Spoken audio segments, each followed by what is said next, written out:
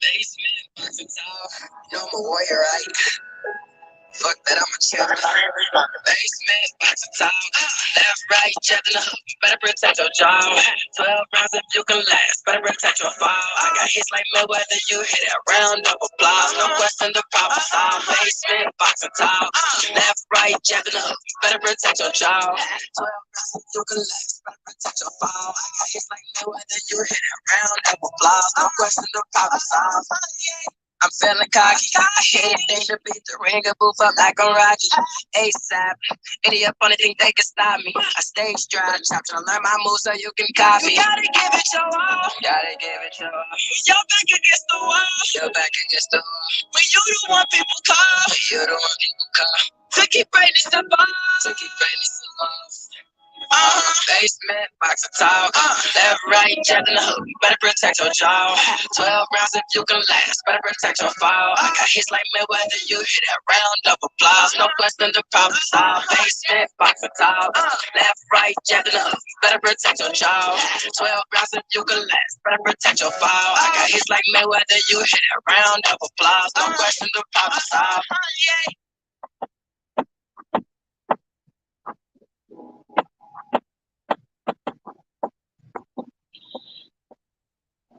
Yes, sir. Thank you very much. It's your boy Basement Boxing Talk coming to you live from Clutch Studio, Clutch Radio. We live on YouTube, Facebook Live, Twitch, Periscope, and it's fight weekend. We got a host of fights coming on from Showtime to ESPN, and I'm just waiting on the panel to come in and we can get this show started. Salute my brother Mike 202. Salute, brother.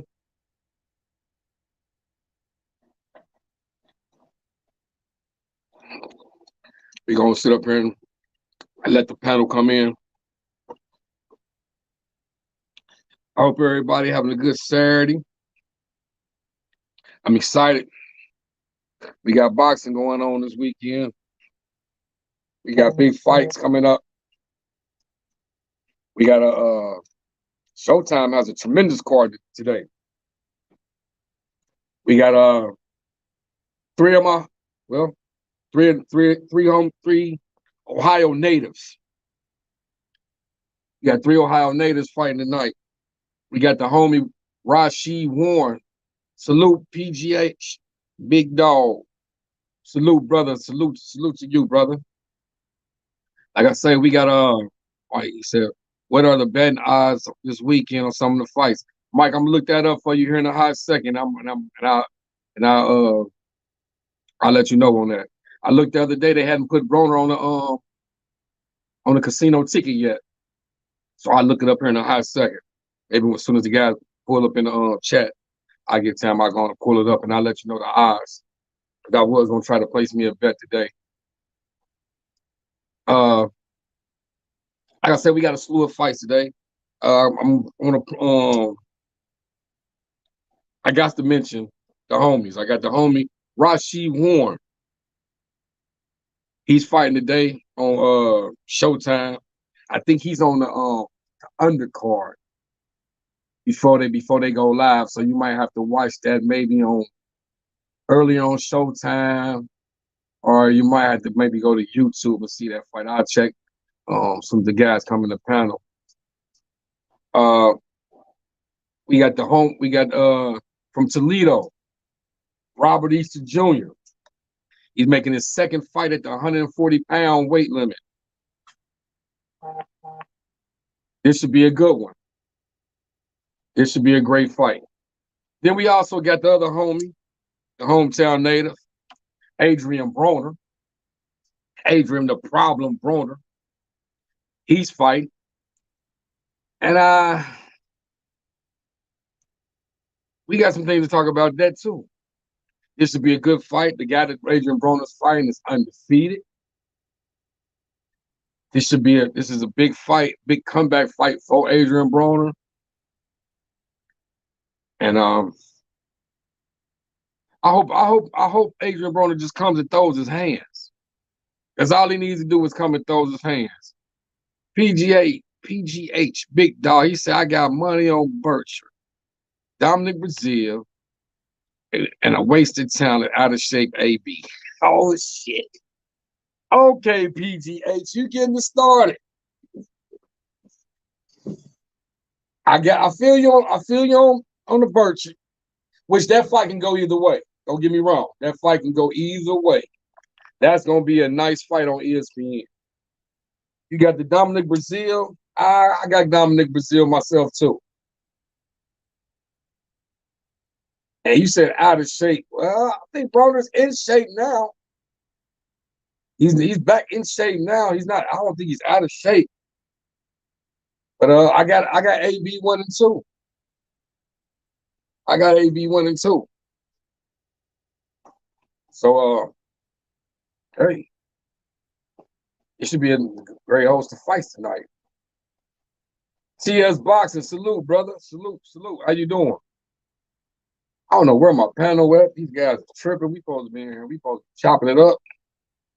Let me make sure I hit everybody back up on the panel real quick. But yeah, we got a slew of fights. Salute Bruce Goes. My brother Bruce Goes in the building. How you doing, brother? I ain't seen you in a minute. Salute to you.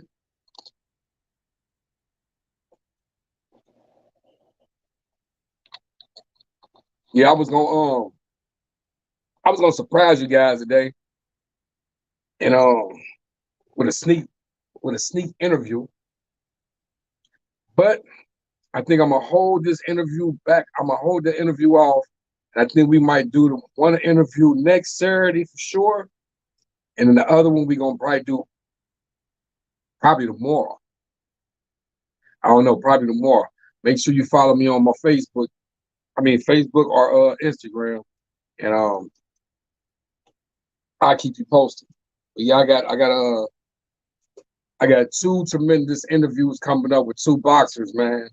And I don't want to spoil it. It's going to be a surprise. But yeah, they're going to be very, very interesting. Let's see what's going on in the chat. PGH, he said he was supposed to fight at 140, but they changed the weight to 147 because he was overweight. That's what getting the support Ohio boxer shaking my head. I hear what you're saying. Now, from what I understand on that note, PGH, Broner, they tried to make the fight at 147. 140. But apparently a week ago or sometime, they knew that for Broner to make the 140 was gonna be not impossible, but he probably would have been dehydrated. So it was talks I heard that maybe his opponent wasn't going to be able to make the 140 weight too. So a week ago, they supposed to went back and changed the contract clause, and moved the fight up to 147. That's why when they got off the scales yesterday, they said they had a fight. Usually, if somebody's 6 pounds overweight, like Broner came in at 146, they don't even say, they say, hold on, we got to talk. Got to be some negotiation going on. And from my understanding, if you 1 pound over, you get an hour. If you 3 pounds over, 3.5 pounds over, you get up to 2 hours. So 6 pounds over, I'm not sure what it was, but it was like Broner didn't look at the scale. It's like he knew he wasn't making a 140. He never looked at the scale. When you step on the scale, when I step on the scale, I look down and look at the weight. He never looked down at the weight. He kept his head up high and pumped his fist. So with that being said, they knew that Broner, the fight wasn't going to make the 140.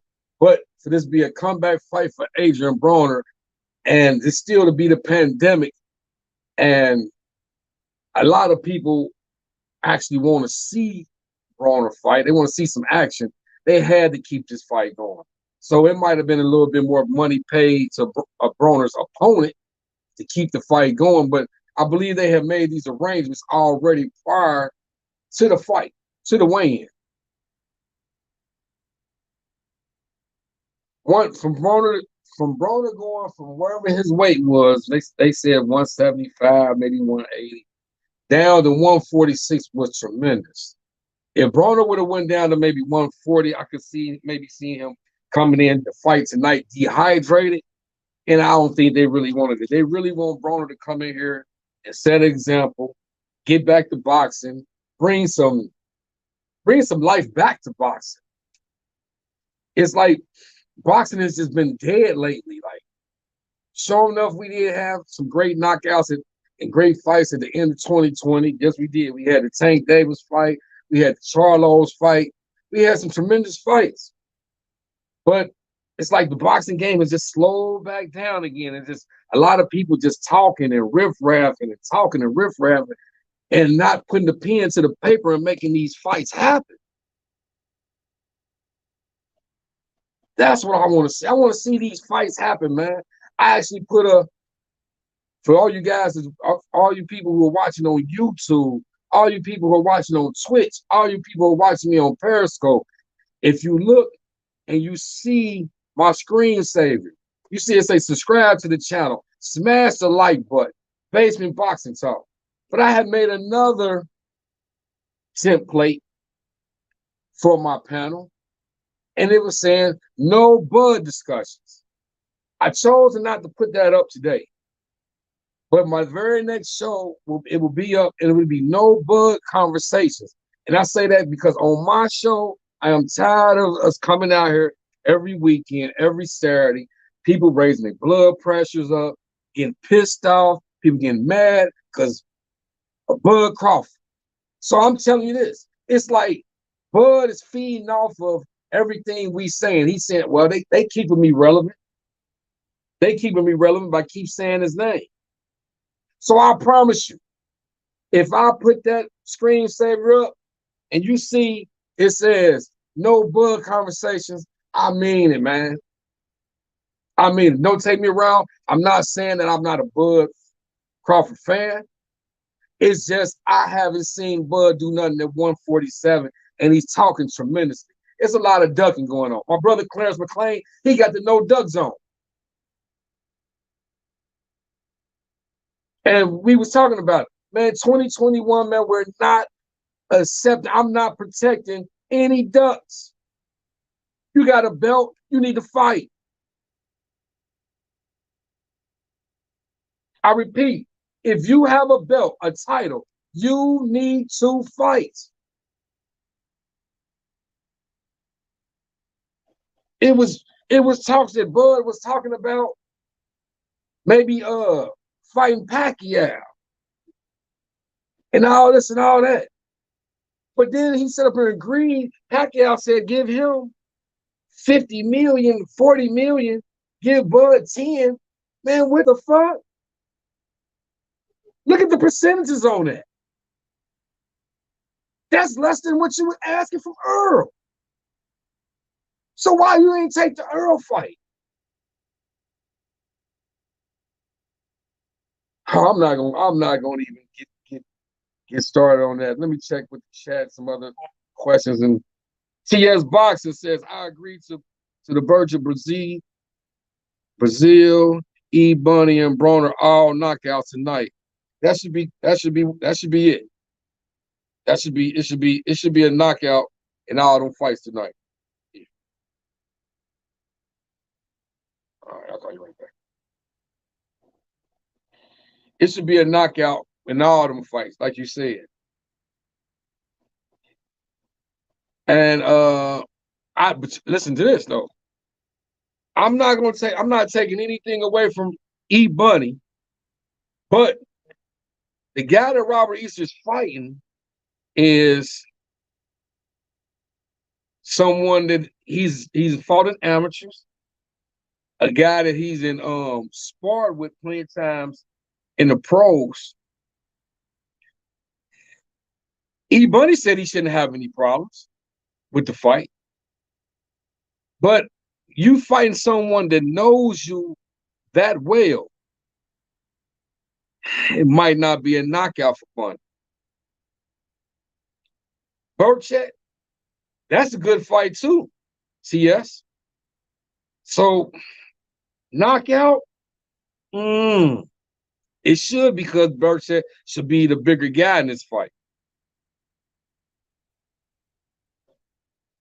So Dominic Brazil,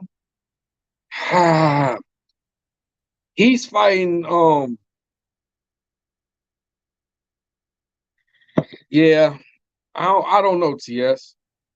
I don't know, TS. I feel Broner maybe should be a knockout. Broner needs a knockout.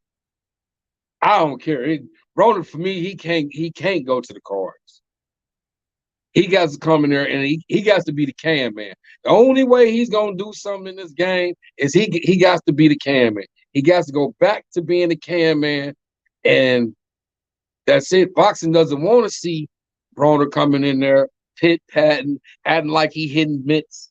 None of that. We need the old Broner to come in there, kick some ass, knock some people out, and prove a point to box.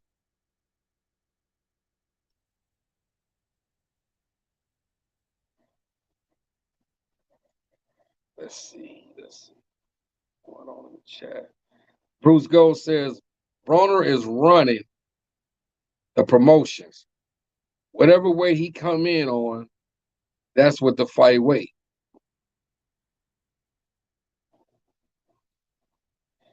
True that. True that, Bruce. Yeah, you right. I'll put that up on the screen. You right. You right. Broner got something to do with the promotions. But at the end of the day, like I say, they knew that he was overweight. They took the corona test Tuesday. He got on the flight Wednesday to go to Connecticut. When he got on that flight, he knew he was overweight then. He got to do with something with the promotion, but best believe, man, Showtime just ain't want. They didn't want to waste people's time. They had to make this fight. Whether they gave his opponent Santiago an extra 50,000 or 100,000, whatever it would be, they had to still make this fight. And Broner cannot disappoint Showtime, Steven Espinosa, none of these guys, by not performing to his capability. So that's why I say one reason why they said, fuck it, let's make the fight at 147, is because they knew that weight. They knew that. They knew that he might not be able to make weight.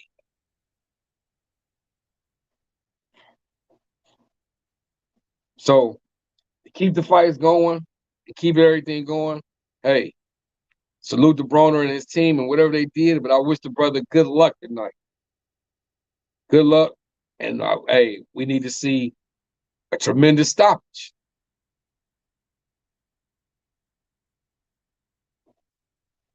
TS Boxer says, LOL, basement. Bud sometimes doesn't make sense. Man, you goddamn right, man. You right. That's why I said, man, my other screensaver, when I do my next show, you guys will see it. It's going to say no Bud conversations. I'm just tired. It's politics in everything. It's politics in boxing. But I'm not understanding the politics anymore.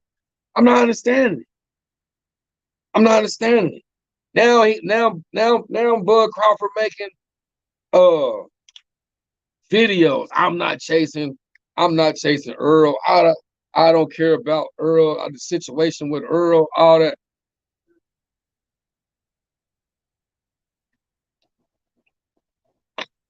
Yeah. But if you would have just made the fight, homie, just made the fight, we wouldn't be sitting here complaining. We wouldn't be people wouldn't talk shit about Bud. I wouldn't be putting on my next screensaver that no Bud conversations.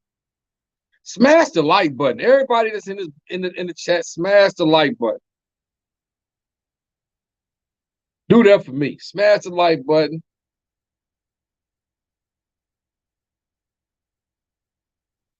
Wow.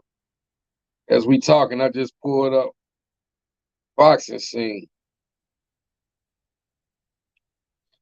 I'll read this to you. The Daily Bread mailbag returns.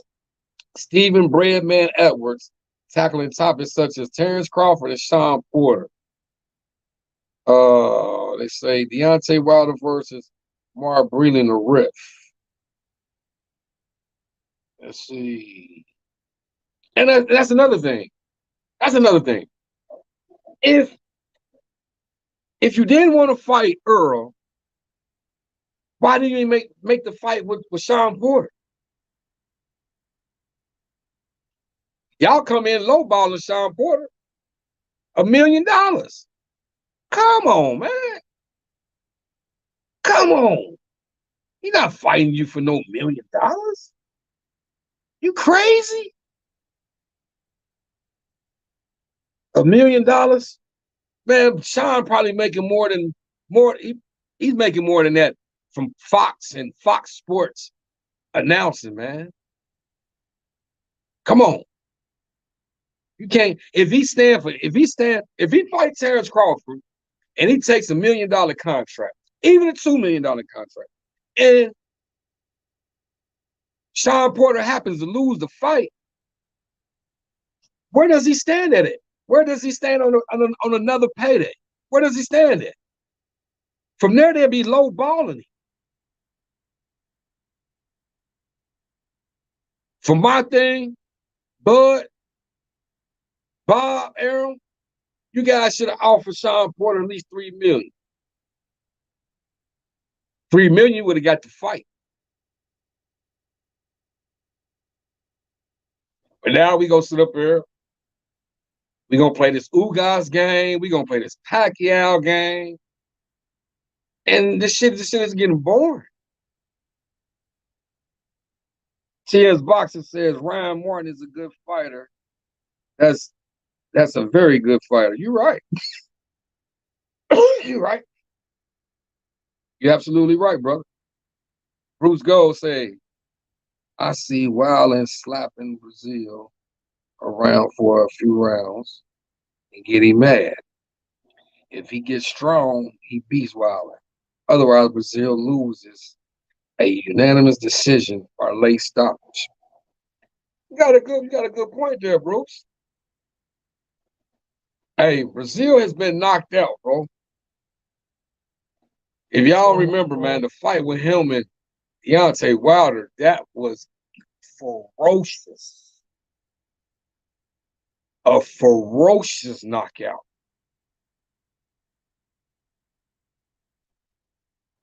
I just hope that a guy like Brazil, he can bounce back from that. I think he might have had maybe one fight after that.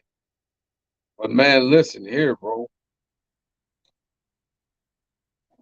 You got to protect yourself at all times. You got to, like Master P say, guard your grill.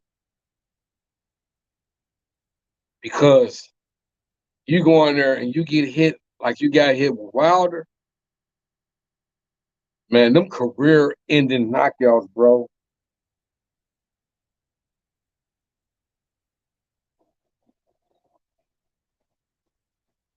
Them are career-ending knockouts.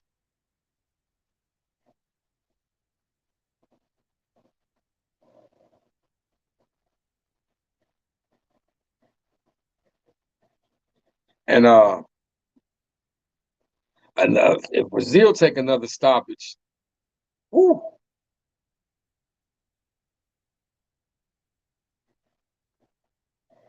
he take another stoppage. Hey, it could be career could be ending.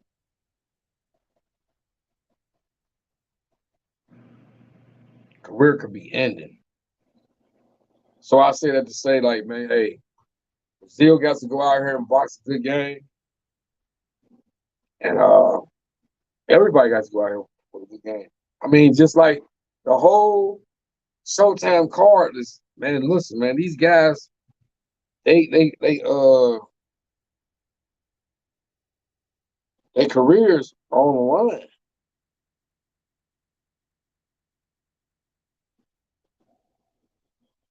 Are on the line.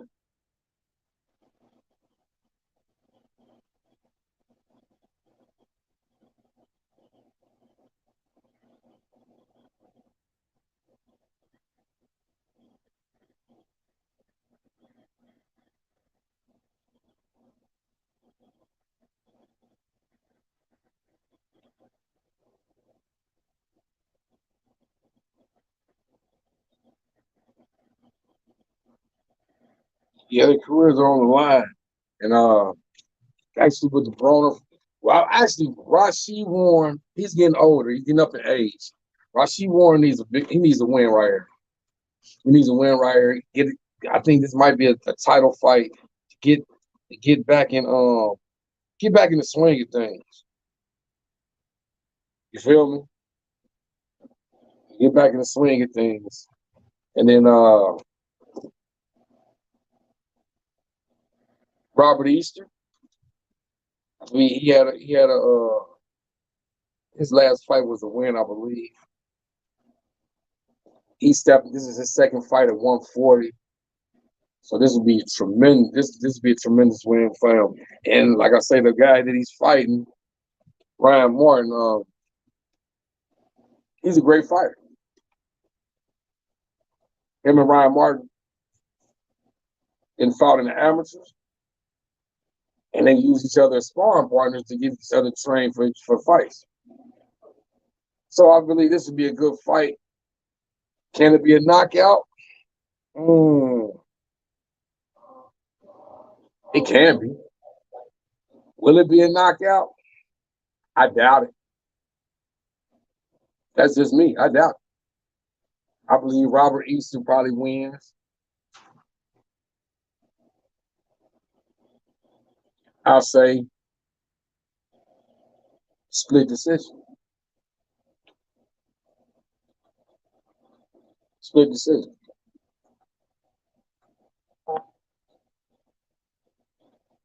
Broner needs to win by knockout. And me predicting, I say Broner gets a stoppage.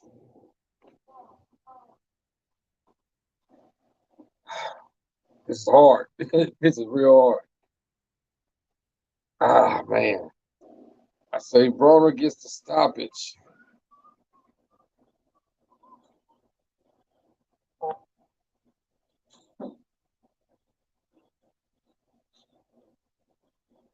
Broner gets the stoppage. And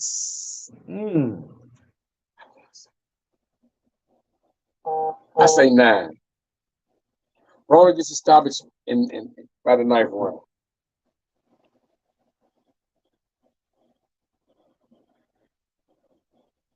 Broner gets a stoppage by the 9th round.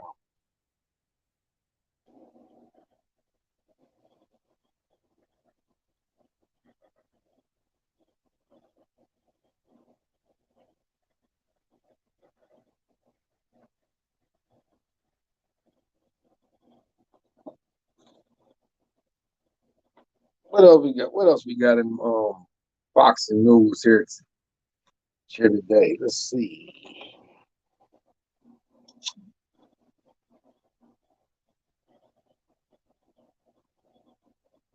Let's see what else we got in boxing news. Smash the like button. And yeah, I got a special interview, sneak interview I'm gonna put up for y'all probably tomorrow. And next weekend we should have another interview. I'm gonna keep it on the hush. Just make sure you follow me. Follow me on Instagram. And pay attention, hit the notification so you get notified when I'm going live. You guys come in here and chat with me.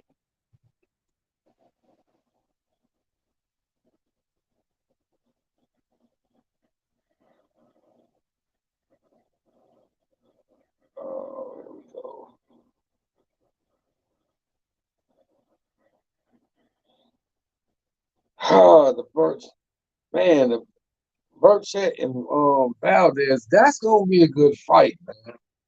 That's gonna be a great fight, and mm, Burchett should win this one. I don't know about knockout.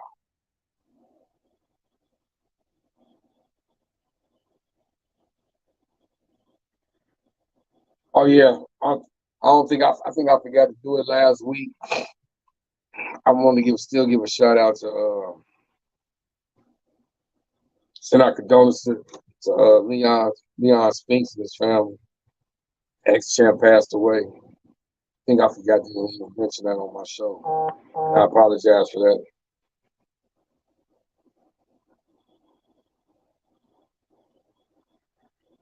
Okay, now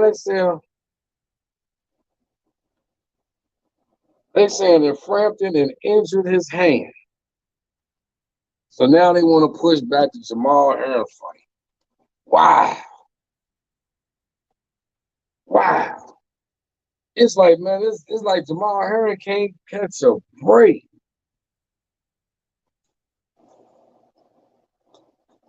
Oh yeah, Bruce. You're right. You talking about that Burchett and the Burchett fight. Yeah, that's gonna be a Mexican showdown. Two Mexican bulls going at it, toe to toe.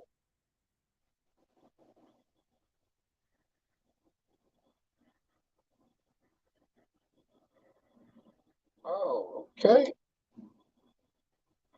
Blastov's tested positive. The fight with Smith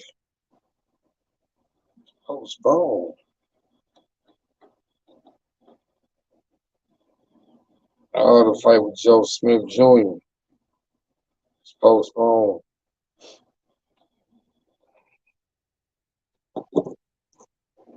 Yes, sir. This is Basement Boxing Talk coming to you live from Clutch Radio. We're here kicking up. We talking this shit about boxing, chopping it up. I had a panel in here. You know, we used to be a little bit liver. For some reason, I don't understand. What's up, Winston? Winston Wolf just stepped in the building. For some reason, I don't know where my good brothers are at today, but they're not. They're not here, and the show must still roll on. It was talks. Let's see. Let's go off. Oh yeah, another thing I was thinking. Oh, Bruce said sending the link. Bruce, I'll definitely send you the link. I don't have your email. If you want to put it in the chat real quick, it's up to you. I can send it to you. Or email me, basementboxingtalk at Gmail.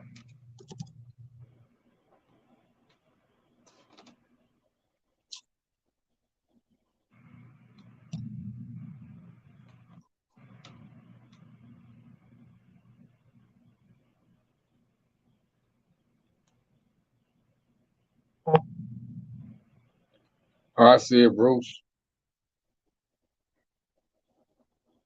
We got the good brother Bruce. Go. You want to come up on the panel? Ain't no problem with that, Bruce. We got you, good brother. We got you. Come up here and talk just boxing.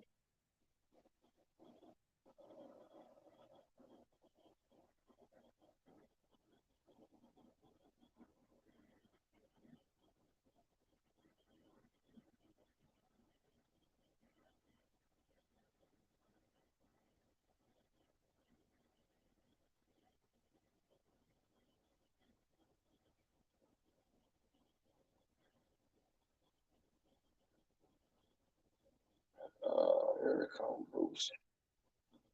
Uh,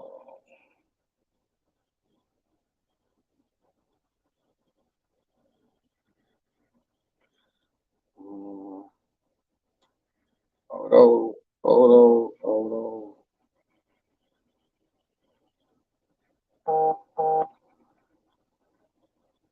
on, hold on. Damn, Bruce.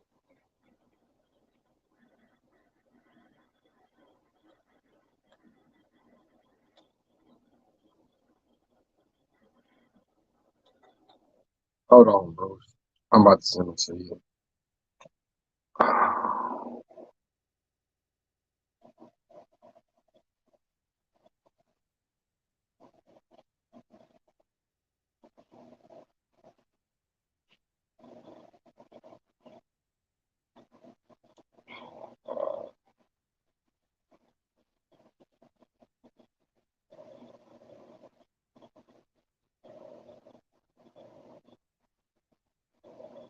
Hold on, Bruce. Damn.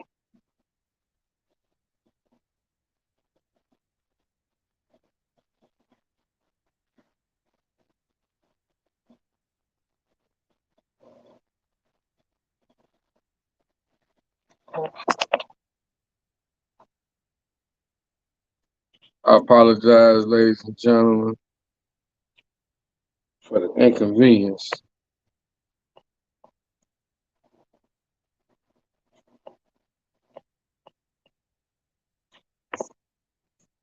But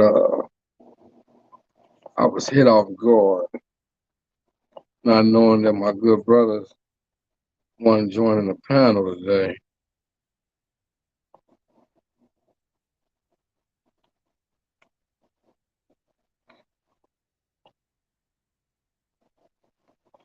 But it's cool. I just sent it to you, Bruce.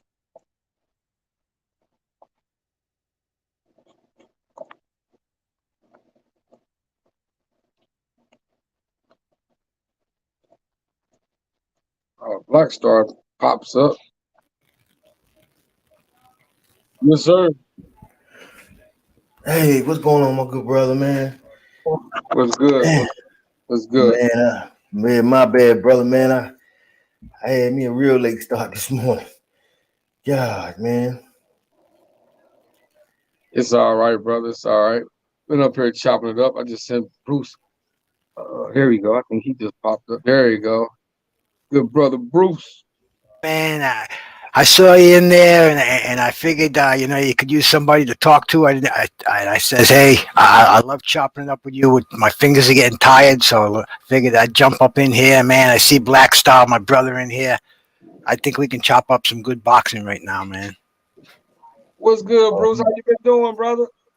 I've been doing fine, my man. Excuse my microphone if it's a little off, but I got some improvements on the way. But man, just you know me, Black Star, dude. I'm all over the place, man. I see some boxing Yeah, talk going on. Somebody shoots me a link, man. I'm on that like a pit bull on a bone, brother. That's real talk, man. Nah, It's good to see I you, love man. keeping it real, man. Yes, Oh sir. yeah, man. Definitely.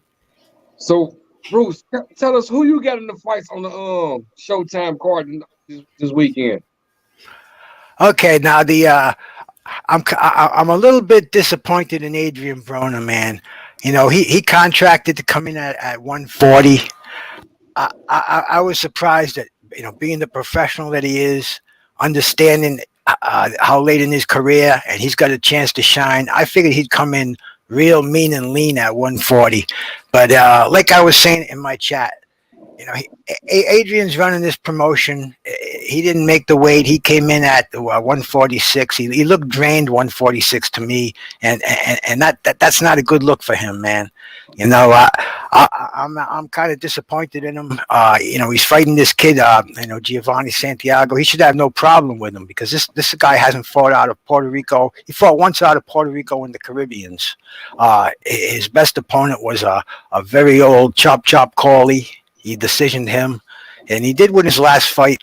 He stopped his opponent with a body shot, but he's going to have to go for broke because he's only. I don't even understand why he's taking the fight. He's got about 12 fights in his career, and he's going against AB, who's got a pedigree that he could wrap around him like a Christmas present. you know, people who, if you, I wanted to see AB shine, and I really wanted to see him make a great comeback. But you know, I'm not happy with the condition he's coming in. I didn't like the way that he looked, and anything can happen. This is the sport we love, man. Anything happens in boxing, and that's how I see that fight. Hey, not to cut you off, Bruce, but I think that's why they made the fight at the 147 because Broner came down from so much weight in so quick a time. If he would have went down to 140, it might have got really physical, ugly for him. So I salute that he did drop the weight, and he did get down to 146. But maybe I'm hoping that if Adrien Broner does win this fight, that he can go right back to the gym and get down to the 140 and continue fighting at 140. Because I do not want to see Adrien Broner fighting at 140 at all. That's not going to work. I'm losing somebody here. Yeah, Oh, yeah, basement. Mike is. there we go. Is it cool? Yeah, it's better now. Yeah, better. Oh, I think that was because Clarence McClain was coming in. He was in the back. Hold on. Okay. Let me see. Brother's rolling through, man. There we go. We got the good brother Clarence McClain in the building. What's up? What's up? What's up, y'all? What up, Clarence, my brother? How we doing, man?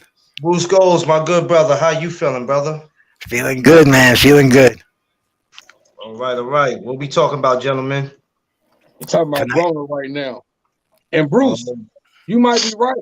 I think when I looked at the press conference, from Thursday, and when I looked at the weigh-in yesterday, I believe you might be right that Broner might be drank. It was like he was too lazy. He wasn't hyped and energetic. It's like, man, I found it. We here. It's like we here. He finally made it. We here. I hear that, man. I hear that. You know, and it seems like in that Mariana fight, he took a couple of hard punches, and he just at that point he seemed to stop letting his hands go like Adrien of old, because that's what he's got to do. I mean, everybody's saying it. It sounds cliche, but he's got to keep those hands moving, and that's what makes Adrien Broner. You know, he's a pressure fighter. He's throwing punches from all angles continuously and on target, and it seems like when Mariana nailed him with that right hand, and I think it was around the 6th round, Adrien put his hands in, tucked his hands in, and he went on defense. And I haven't seen the old Adrien since then. You know, even throughout the Pacquiao fight, it just wasn't something right about him. I hope he's had a good rest. I hope he comes out of it. But he didn't look sharp in that press conference, man. Like I was saying, Basement. He didn't have that old spark in him. He looks like he's been there and done that. And I hope he's not just there for a paycheck, man. Because you know that's cheating us, the fans, and not only himself. So all we can do is watch it. But everything you said is what I saw, and that's keeping it on 100, brother. Yeah. I mean, hopefully, like I said, hopefully Broner can get a big stoppage tonight. And then after the stoppage, get right back in the gym and get the weight down and get down to 140. And then, hey, he has a chance to do some damage at 140.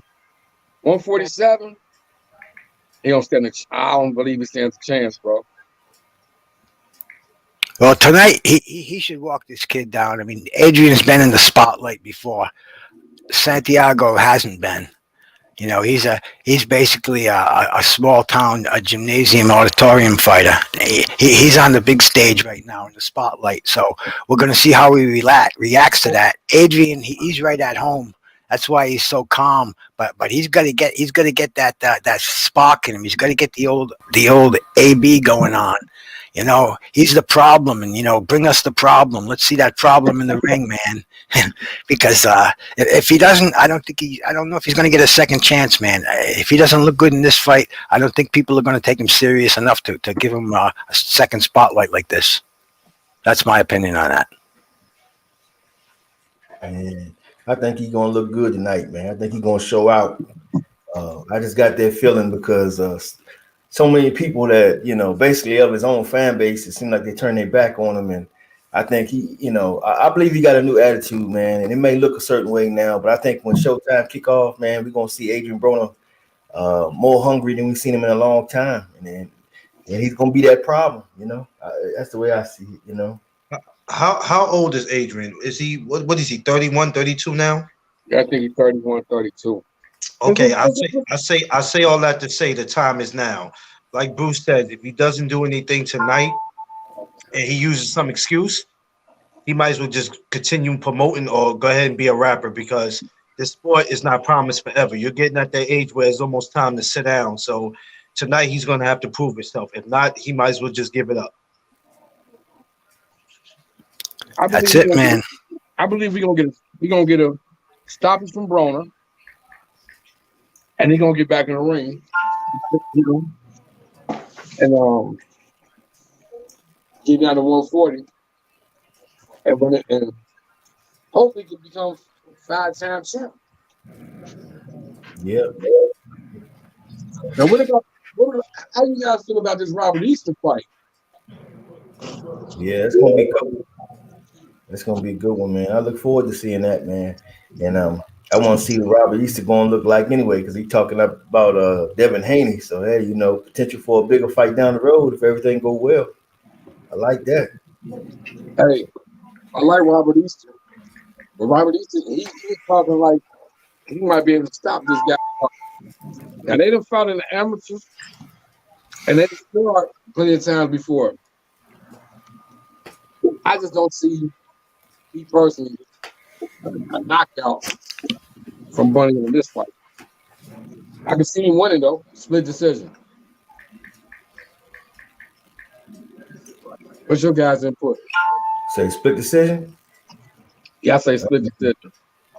Well, I'm gonna go a little. I'm gonna go unanimous. I'm a lean towards his way because he's been talking the talk, but I want to see him walk the walk.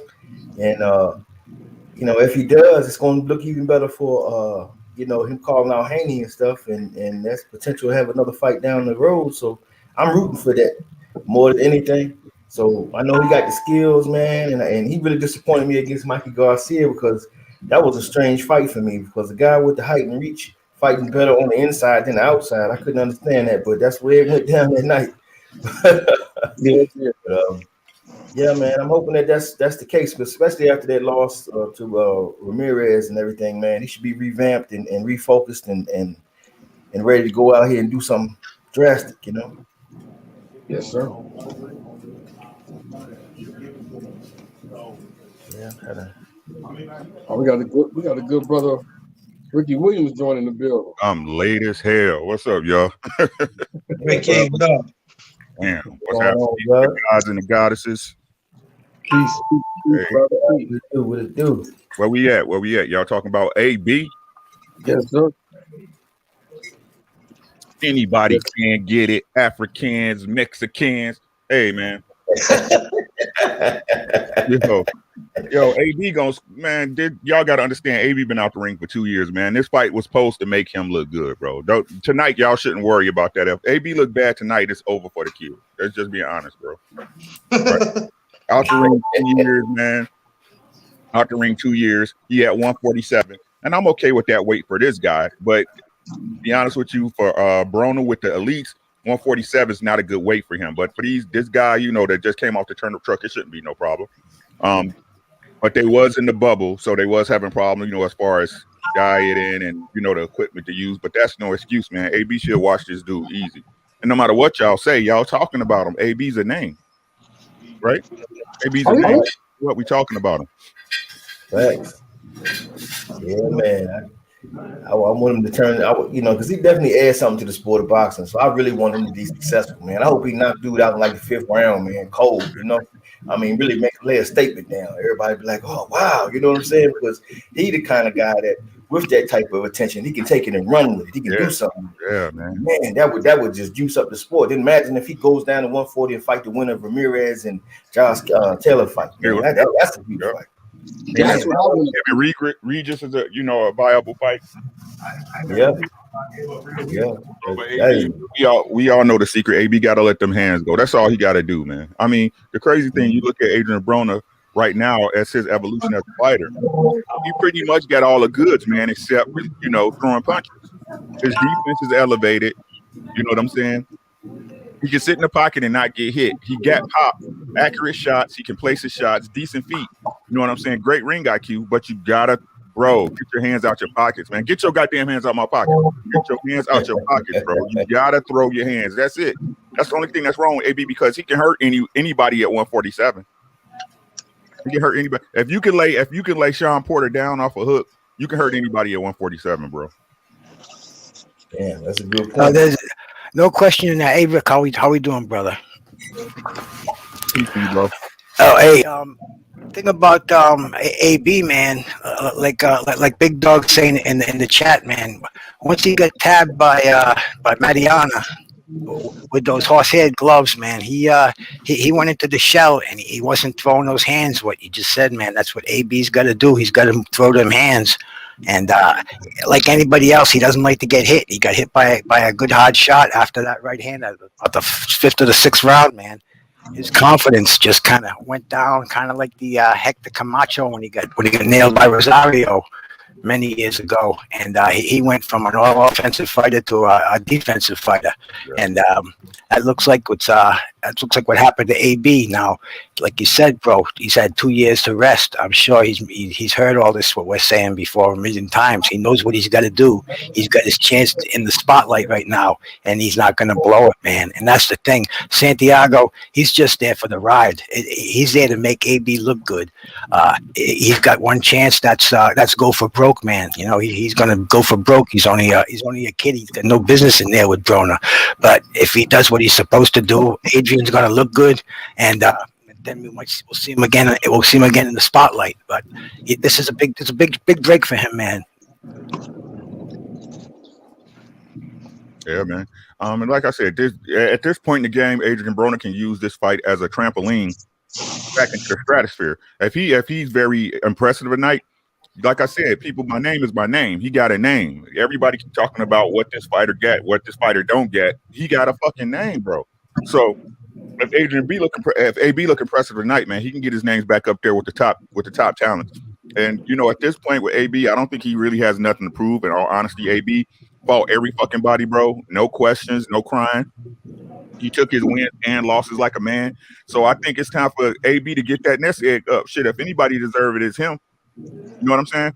So get him a couple of good fights and walk off into the sunset, man. Because we gotta remember, time seems short for us, but AB been in the game a long time, bro. You know what I'm saying? So and AB just stood before the man too, or the woman, whatever it may be. Yeah, man. Yeah. He don't want to mess around, man. He's got to make that bag. He's got a lot of bills to pay, and he's got a lot of questions to answer, and Cash will answer all those questions. Legally made, legitimately made Cash, and AB's got that name, and he's still hot, and he doesn't want to blow that, man. I hope the talent's still there, but when I saw that weigh-in yesterday, and I saw that press conference, he looked kind of drawn, like he looked like he was just happy to be there, and I hope I'm wrong. I want to see AB progress even further. He's an exciting fighter, man. But he made that line after his fight with Pacquiao. He says, "I'm just going to go have sex and cash checks." And man, that's not what a fighter is supposed to say after he gets beat. You know what I'm saying? Man, I'm not knocking the dude, man. Like if people can support Canelo with his bullshit, I'm supporting AB. Fuck y'all. If y'all support Canelo with that bullshit, I'm supporting AB, cash check and fuck bitches, right? Because y'all capping on Canelo and shit. At this point, I don't even believe Canelo hair is really red. He probably dye that shit, get it done every month. This dude is the cap of the fucking century. And y'all keep hyping this dude up and nobody want to critique him like he above reproach. So if Canelo's above reproach, AB can say what the fuck he want when he want to say it. Hands down, period, as the young girl say. Bro, I ain't capping for nobody. I'm no fanboy, man. I'm a fan of this sport. Adrien does well, man. Adrien blows out. I'm not going to lose sleep either way, man. I wish him well. Canelo, I could care less about him too, man. You know, I'm a fan of the sport. I learned a long time ago. You don't fall in love with a boxer, man. You don't romanticize fighters. They'll break your heart every single time, man. Keep going. I'm a fan of the sport, man. I don't, I can't. We'll get back to the big boy. We'll get up to the big boys for a second. I can't stand Tyson Fury, man. I think he's a cheater. I think he's a rat. Deontay Wilder, I think, should have beat him both times. Hands down. I want to see the rematch. But however it ends, it's not going to change my life one way or another. Exactly. I'm still getting up at 8 o'clock in the morning and going to work, man. I'm a fan of the sport, and I love to see good competition, and that's why I'm here. So please don't tell me that I'm crashing on Adrien and Broner, man. Bro, when I say y'all, I speak in general, bro. I apologize. I know people take it to heart, but my fellas know what I'm talking about. If the shoe fits, wear it. A hit dog collar. So I don't worry about it, bro. If it applies to you, it does. If it don't, it don't. You know what I'm saying? Nah. I'm just telling you where I'm coming from, bro. No doubt. But hey, y'all see how Canelo came out talking about Berta Biev and shit or whatever his name is this week? No, I heard parts of it. Yeah, he come out talking about Berta Biev. They tried to fight him at 175, but Berta Biev had something better going on. And then Arthur came out like, what the fuck y'all talking about? We ain't getting no paperwork. We ain't getting no call. But y'all know Canelo fight next weekend, right? Yeah. On the phone. His sparring partner. Yeah. Chef Yildirim from Food Network. But this just goes to show y'all, man, Canelo, if y'all ain't picked up on Canelo yet, you not, bro. He do that shit whenever it's slow in the game. Ain't nobody got his name out. He go ahead and throw his name clout chasing with a big name or up and coming name in the sport, man. Canelo's a fucking fraud, bro. Is this your king? This y'all pound for pound great, bro? Y'all can keep that nigga, man. Keep Canelo, bro. Like I said, at this point, I don't believe Canelo's hair is really red. He probably get that shit dyed every 2 weeks. He not real with it, bro. It's just like Bruce Groves just said, man. You keep capping on the fight. You keep caping for a fighter that bad, he's gonna break your fucking heart. That's what Canelo doing to his fans. I don't see how y'all can support this dude convincingly, bro. When is he supposed to come off his European tour? Because I know he on the European tour. Nigga, what is you talking about? It was a one-way trip. Hey, I like to say salute. He got a couple of more Europeans to fight in the building. Salute, brother. Salute. That was a one-way ticket. See what the fuck, man? Hey, I got a European guy in my projects he can fight. Sick of this dude. Hey, he was also talking trash about Jamel, talking about he'll knock him out in 5 or 6. You ain't gonna do shit. If you was gonna get it, you would have done it already. Canelo ain't even gonna come to Texas talking all that shit. Hey, hold up. I got you. You know what I'm saying? Yeah, he always talk. How you gonna get up there and even address Charlo when you blatant abduct him, nigga? That's cool. Keep running your fucking mouth. You'll see me. Keep running your fucking mouth. You know what I'm saying? Keep running your fucking mouth, Canelo. Stop, bro. You don't want to see Charlo. You ain't want to see Charlo at 154, 160. You're moving to 168. You still don't want to stop him. You went to 175. Shut the fuck up, bro. Hold on, DJ Ricky Williams. Hit that one more time. Yeah, hit that one more time, right? Keep running your fucking mouth. You'll see me. Keep running your fucking mouth. You know what I'm saying? You ain't trying to see Charlo, bro. Stop, man. Keep running your fucking mouth. Yo, hey, Ricky, I got a new thing I would tell my wife now when she talk. Keep running your fucking mouth. Try to tell y'all, man, Canelo don't want to see no competition. Black Star, tell him what Canelo about to do after these 3 fights. Tell him what they're about to do, Black Star. Tell him what they're about to do. Man, he already got his bag packed. He got him a new car. That motherfucker hitting the road. Hey, That listen. motherfucker Hey, leaning back on that shit like this. Like, shit, I'm out. I ain't fighting none of these motherfuckers. Boy, hey, Black Star, you Tell him, Black stupid. Star. Y'all, no, I believe the same thing. I believe the same thing. y'all Hey, might as well, y'all might as well get ready for that press conference. It is now at this time I am looking to retire. I was born ready to retire, nigga. That nigga is about to retire, bro. He got his license in Las Vegas for Canelo Promotions. That nigga's about to retire. all It's right. a farewell tour, and y'all don't even know it yet. This is the farewell tour. That Oh yeah. motherfucker. Just look. This not to cut you off, Ricky. Just look. He fighting his trainer, then Billy Joe, and then That's it. Plant. Them three fights that Canelo in his mind believes he will dominate. Yep. Without a doubt. Mm-hmm. Why? He wouldn't try to go out with a bang. Even if you fought your trainer with this little COVID shit, all right, cool. Then you go on to fight Billy Joe. But if you want to walk out on the sunset, then you need to be fighting one of the Charlos and then retire. Beat the Charlo, then retire. He think he the Mexican Floyd, bro. I'm telling y'all. He think he the Mexican Floyd. Hey, listen. Listen. Before he went through the Mexicans, That's what they have made him. That's what they have made him. And then he gonna go off in the Boxing Hall of Fame, and they gonna say this. Well, he only took the loss he took was to Floyd. He lost to the best. He was young. He was young. He got undisputed. Man, that shit don't make no sense. You lost to Floyd, and Floyd was 30-some years old. He was older and smaller. And small. That for me, I believe that was the advantage that Floyd had for me. Yeah, this motherfucker had 44 fights. I don't know what the fuck more you need. No. I'm saying this Black Star. When Floyd fought Canelo came down in weight. Yeah. They fought at 150, right? Catch weight 150. That advantage was to Floyd's eyes anyway. Floyd walks around at 145. Canelo came down, and hey, he still wasn't sharp enough. Ain't nothing to protect how the fuck he lost. But that was a smart move for Floyd to make him fight him at that catch weight 150, make Canelo come down in weight instead of him fighting him at maybe 154. You feel me? Exactly. You know, and then him trying to copy what Floyd did. At least Floyd the Mexican, he fighting the damn European fighters. I guess if you gonna go by fan, he got the worst one. Hey, excuse me, guys. Hey, I'm gonna bop out for a second. I'm gonna catch the heavyweight fight on the zone. If you're still here, man, I appreciate it if I can get back. But it's been really good chopping with it.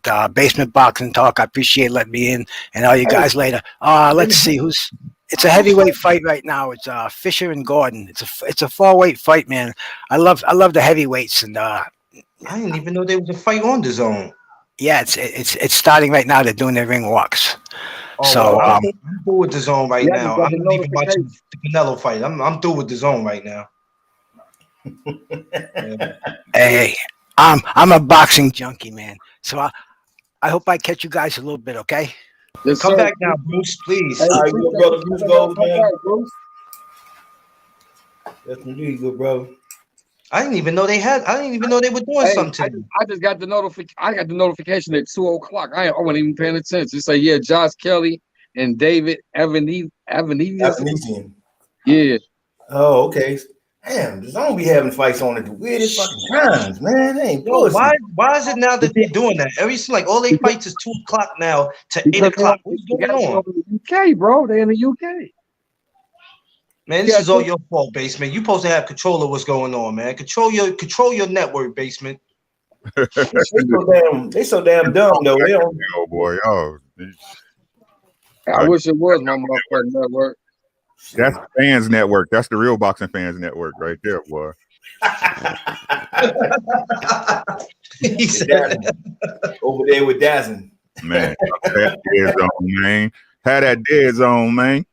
Yeah, man. But I really the fight I really want to see, man, is Valine versus Brazil tonight. That's the fight I really want to see. Oh Lord Jesus! I think that one's gonna be a good one, bro. So I think that's gonna be a good one. Yeah, I don't know, man, because it looked like Brazil just woke up from the knockout. It don't matter, man. It don't matter, bro. Like I said, man, Valine not that good, man. I'm just being honest with y'all. Valine's not that good, right? No, he's not. He's really not. That's why I don't get why everybody was, the Tyson Fury shit. If you watch the Valine versus Fury fight, Valine's straightforward, and all he did, he just kept the volume up and was pressuring Fury. He wasn't technically sound. His defense was leaky as fuck. I'm just being honest with you. Valine's not that good, bro. He's not that good. And like I said, I was telling when we was talking last time, it was like he know Valine can't hurt him. He got hit by Deontay Wilder. He know he can take that shot, bro. Right? Yeah. He know he ain't gonna get crumbled. You know what I'm saying? He ain't gonna go through no nuclear explosion. So I mean, I'm just saying, bro, it's different. I think Dominique Brazil probably gonna stop him late though. Shoot, he should after the way he got knocked out. He better. He can take, like you said, he can take Wilder hit. Believe me, that dude ain't gonna be able to do nothing to him. It depends on what that heart looking like right now. Exactly. But the only thing Valine got for him is he's active, man. He got great stamina, bro. For a heavyweight, he got good ass stamina for a heavyweight, bro. That's gonna be a good one, though. Yep, I like that fight, man. Who y'all got with Burchelt and Valdez? Hey, that's why I say, bro, I got mixed emotions on that fight, bro. That fight can go either way. I got Burchelt, bro. 9th to 10th round stoppage. Oh, how dare you, Ricky? Get off the panel. You know what? But listen to this, Ricky. I know that Burchett was gonna come in there the bigger fighter, and he should win within 9 or 10 rounds. He will, bro. Look, y'all giving Valdez too much credit, man. He's stationary. He flat-footed. Coming out, he don't have no defense when he's stepping out of range, man. Burchelt's gonna catch him, bro. He's too big. He's too long. He's too technical. He got better feet, better defense. Y'all gonna see. Y'all want to put money on it? What's happening? I would, but I have to take money off my EBT card. I can't do that right now. I'll take food stamps. There's double bet. There's double. So if it's 50, you got to give me 100. Boy, Ricky, you greedy. You want somebody EBT money? I'm not greedy. I'm an opportunist. Man. Yeah, but isn't that other guy Eddie Reynoso's fighter or something? Yeah, I think so. Yeah, because I know brother was talking about that last night a little bit, man. The fix could be in. Yeah, if you're on MTK, you never know. But I'm going with Burchelt, man. Burchelt too skilled, man. Burchelt really got all the tools when you think about it. Yeah, I want him to fight Tank, man. I mean, Tank need to go ahead and be going for undisputed in his weight division.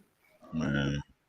I heard he wants to come back, but I think he had broke his hand recently, didn't he?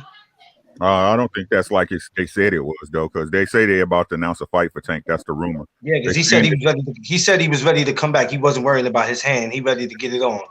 In June, he's gonna be on Charlo's undercard. Like I said, the rumor I heard is Mr. Gary Russell. Yes. That's the rumor.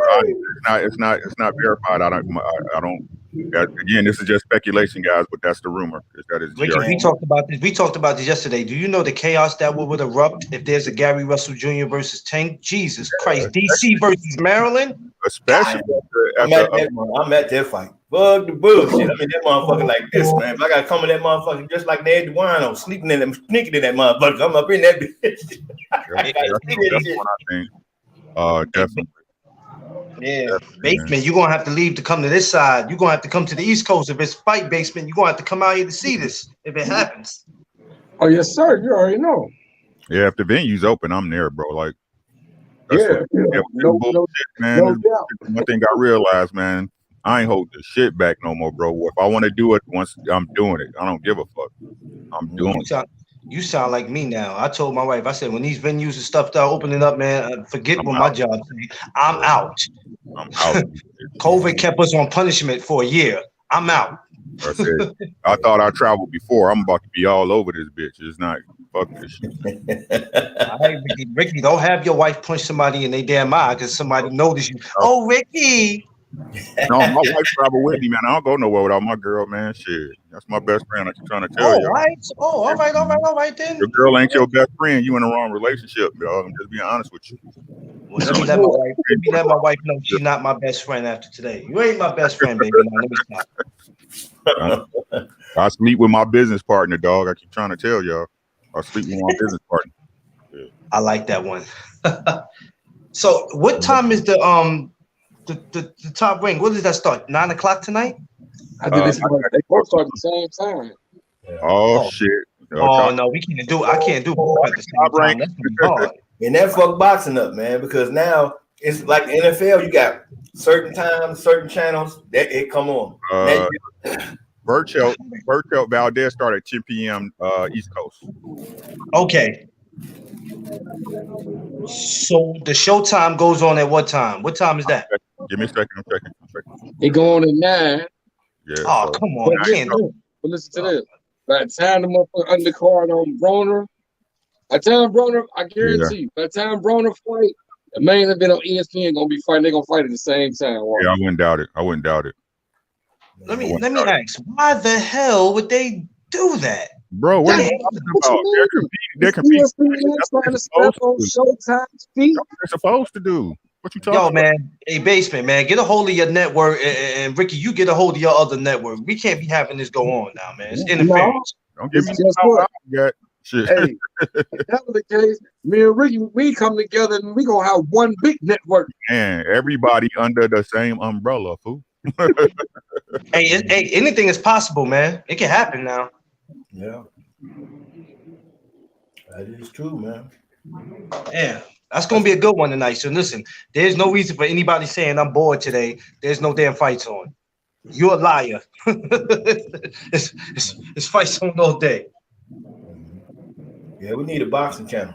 Yeah, man. PBC channel or something. Hey, you got one, the zone. No. Oh man, Eggington achievement. Yay! That's Cinnamon. Look, that's Cinnamon. That's Cinnamon's channel. That belongs to Cinnamon. Yeah. He gonna beat up all them Europeans. He's not even Canelo. He's not Cinnamon no more. That is Jose Alvarez. I'm gonna call him by his real name. Jose Alvarez. Nigga, you Jose Alvarez, man. Shit. Like I said, that motherfucker about to retire, dog. Like, shut the fuck up, man. This nigga is y'all pound for pound great, bro. This Canelo's #1 pound for pound, dog. Shit. Y'all got the gang. Y'all hustling backwards, man. He's been running from Charlo for like 5 years. 5-6 years he's been running from Charlo, but then people want to say Charlo's ducking Canelo. How? Explain yourself. That's his boy. Never seen a Mexican with feet that fast.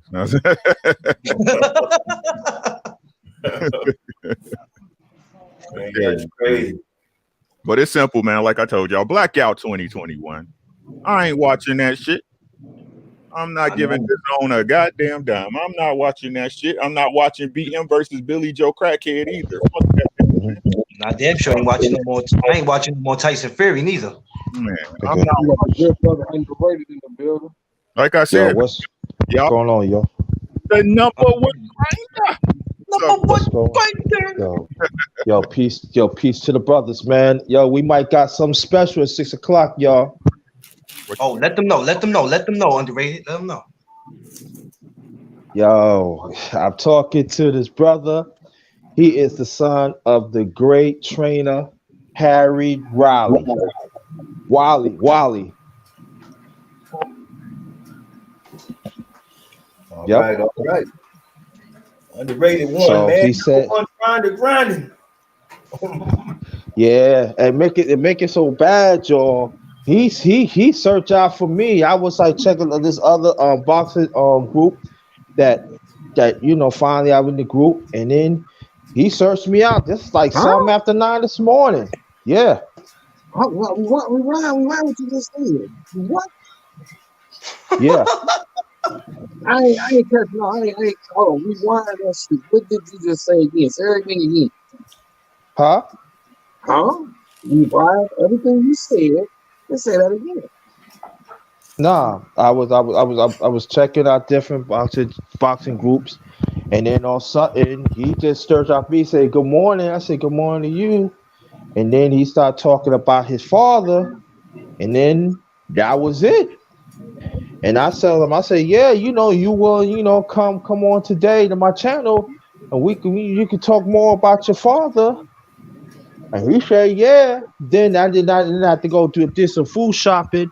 Then then I got back with him on Facebook Messenger, and he gave me his number to call him up. And then he was telling me some things, boy. Woo, he got stories. Oh my goodness, he got that story. Hey, My head was hurting. My head was hurting. I was like a little kid. Like, you know how you learn something and you so excited.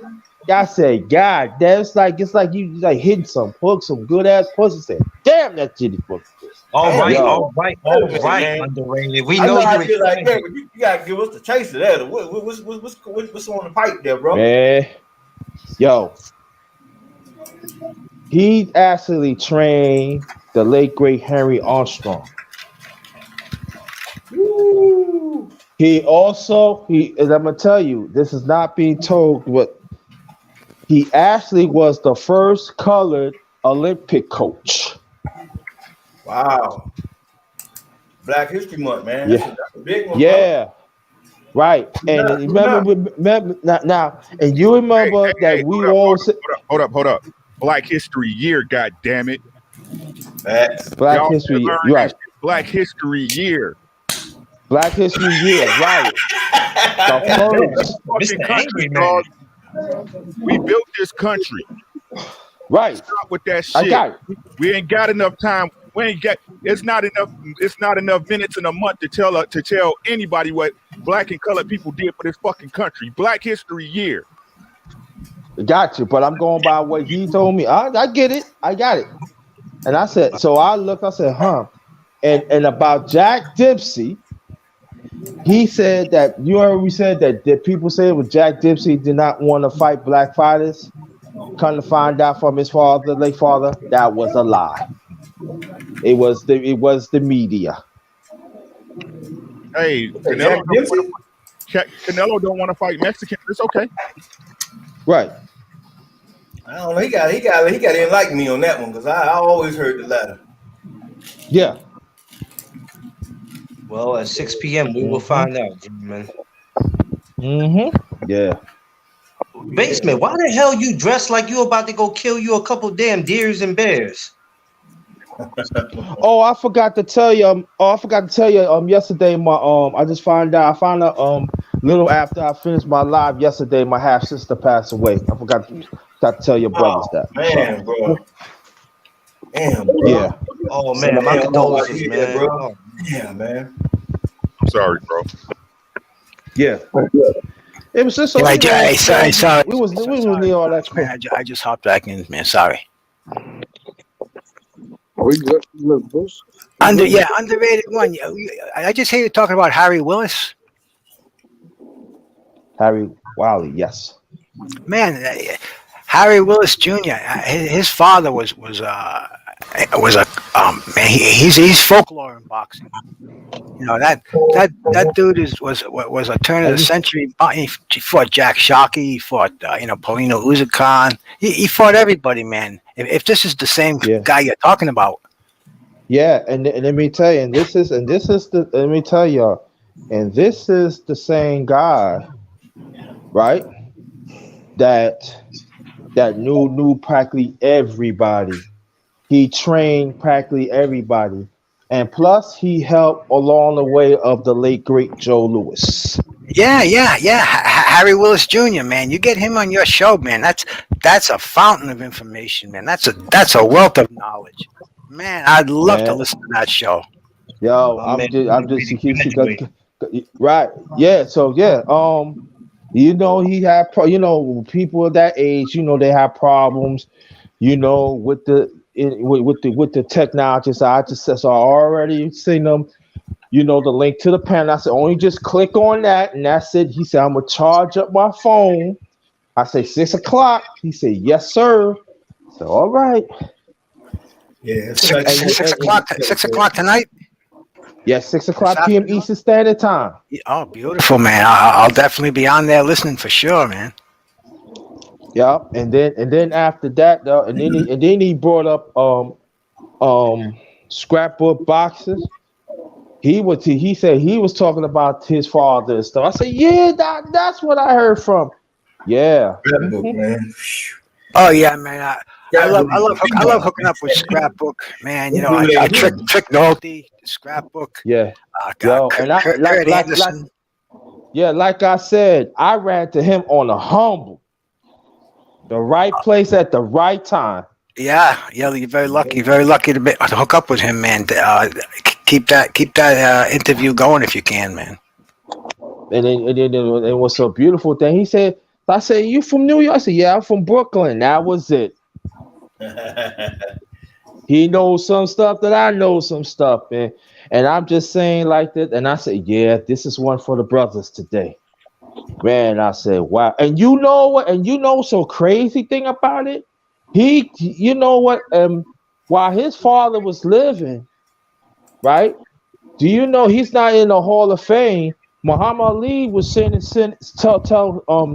son, I want you to get in touch with such and such a people and tell them to get them in the Hall of Fame. Oh yeah, man. You know, you're talking, Sam Langford era. You're talking, Joe Jeanette. This is Black Murderers Road, dude.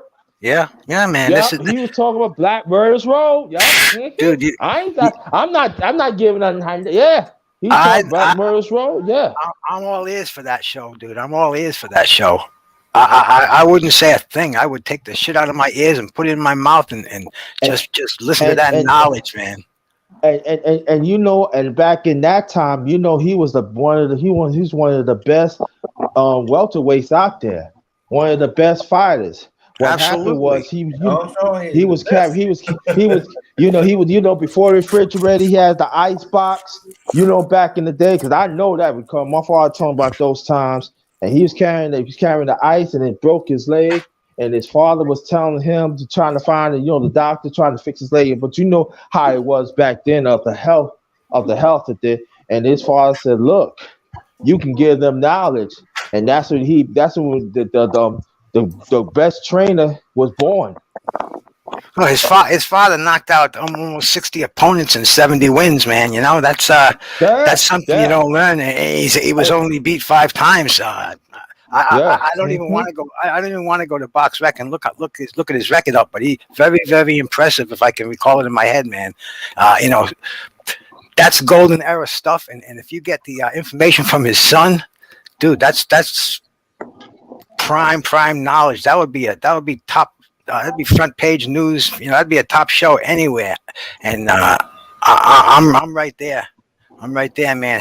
Harry Willis Senior and Junior. That's folklore in boxing. That's legendary, man. And you know what? And everything in boxing that you've seen has got something to do with Harry Wiley, and he's still not in the Hall of Fame. That's a travesty. That's ridiculous. That is a travesty. Yeah. You know what, man? We gotta help that out, man. We gotta put the word out. Get the right people. And put our feet on their necks, man, and start that movement, man, and get that guy in there, man. Because his son been on this move for a long time, and then he said he's gonna put me on. He's next week about the one of the people who's trying to get his father in the Hall of Fame. Yeah, that would be a good hookup for Trick Nolte because he's got a lot of connections, he's got a lot of numbers. And I'm sure he'd get something going a lot quicker than we would. He's got so much grassroots going on in that Hall of Fame. He knows who to write to. He knows who to talk to. He's my go-to guy and anything like that. Yeah, Trigger's a good guy, man. But we got the good brother Clarence McLean. He McLean Promotions right here that do the same. So hey, we get all them brothers together, moving in the right motion. That's make it even more strong and powerful, man. And get him over, because that is a way to go, man, for sure. And big shout Yeah, out. that's a good look though, underrated. That's a beautiful look. Man, awesome. That's awesome, man. That shit made my day right there. I gotta give it to you. Yeah, man, that's awesome. And it's crazy though because I wasn't feeling good this morning, brothers. I really wasn't feeling good because I started really thinking about my half sister and how my second oldest brother, was feeling yesterday, and then so I was going through the Facebook, and then all of a sudden, bang! Whoa, okay. And I guess it was like that time the son wanted to get his father's story out, and I said, at the same time I play it cool though, because I don't want to just go there and think, oh, I just want your story, because he wasn't feeling good himself. So I said, I'll talk to you later to make sure you okay. And he said, so we would start chatting, texting each other on a Facebook Messenger. So that's when he said that's when he stopped. I said, let me do. So this is what I'm saying. I said, let me get the food shopping out the way so I come back. So in case he need to talk to me, I would have some time before I get on with y'all. And after that, he hit me up like after I got back at maybe like something to 11. Then he got back, touched me a little after 12, and we talked to each other like for a minute. And I said, wow. Yeah, that's all right, man. Yeah, bro. Yeah, man. Bruce Coles, man. You probably want to join the panel too, good brother. Yeah. Yo, Bruce Coles, what's your email?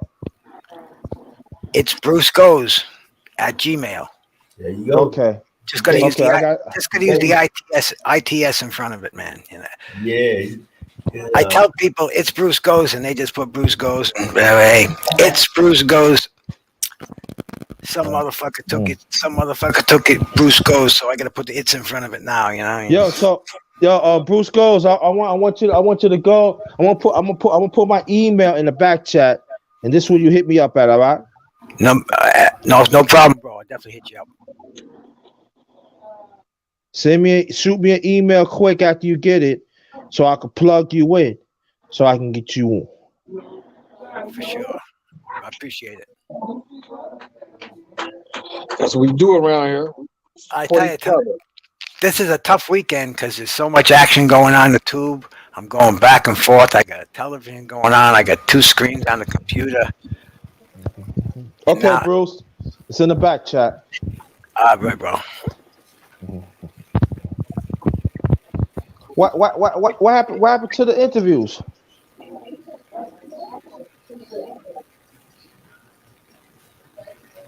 What's that, bro? So what happened to the interviews? What interviews? I thought Bass was going to interview some clients. That's what. Okay. Oh, I didn't know what Basement had, man. I got in late stuff, man, because I overslept. I'm glad I didn't, because I was here by myself. Yeah, man. Yeah, because I got it cooking. Don't worry about it. I got them in the bag. Yeah, man. I saw a Basement in here, and I said, let me jump in so we can have somebody to talk to besides himself over here. I was sick of typing on the keyboards, and now we got the full family hopping over here now, man. Everything feels good. Because I know see, Harry, he wasn't feeling good. I said, do you need some rest till 6 o'clock? He kept on going.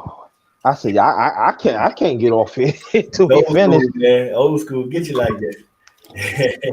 I can't go enough. So yeah, I can't cut him off like that. That's like when Black Star be having Freddie up there. When Freddie come up there, oh Jesus Christ, it's hard to get Freddie to stop, man. He keep going. You can't even ask him a question. Hey, I appreciate him. Yeah, man. That good brother, boy. Hey, I happened to call him one time, and we were doing an interview on the phone. What was that, Freddie Pendleton? Yeah. That good brother Freddie. I got to go, brother. I got to go. I'm gonna call you back.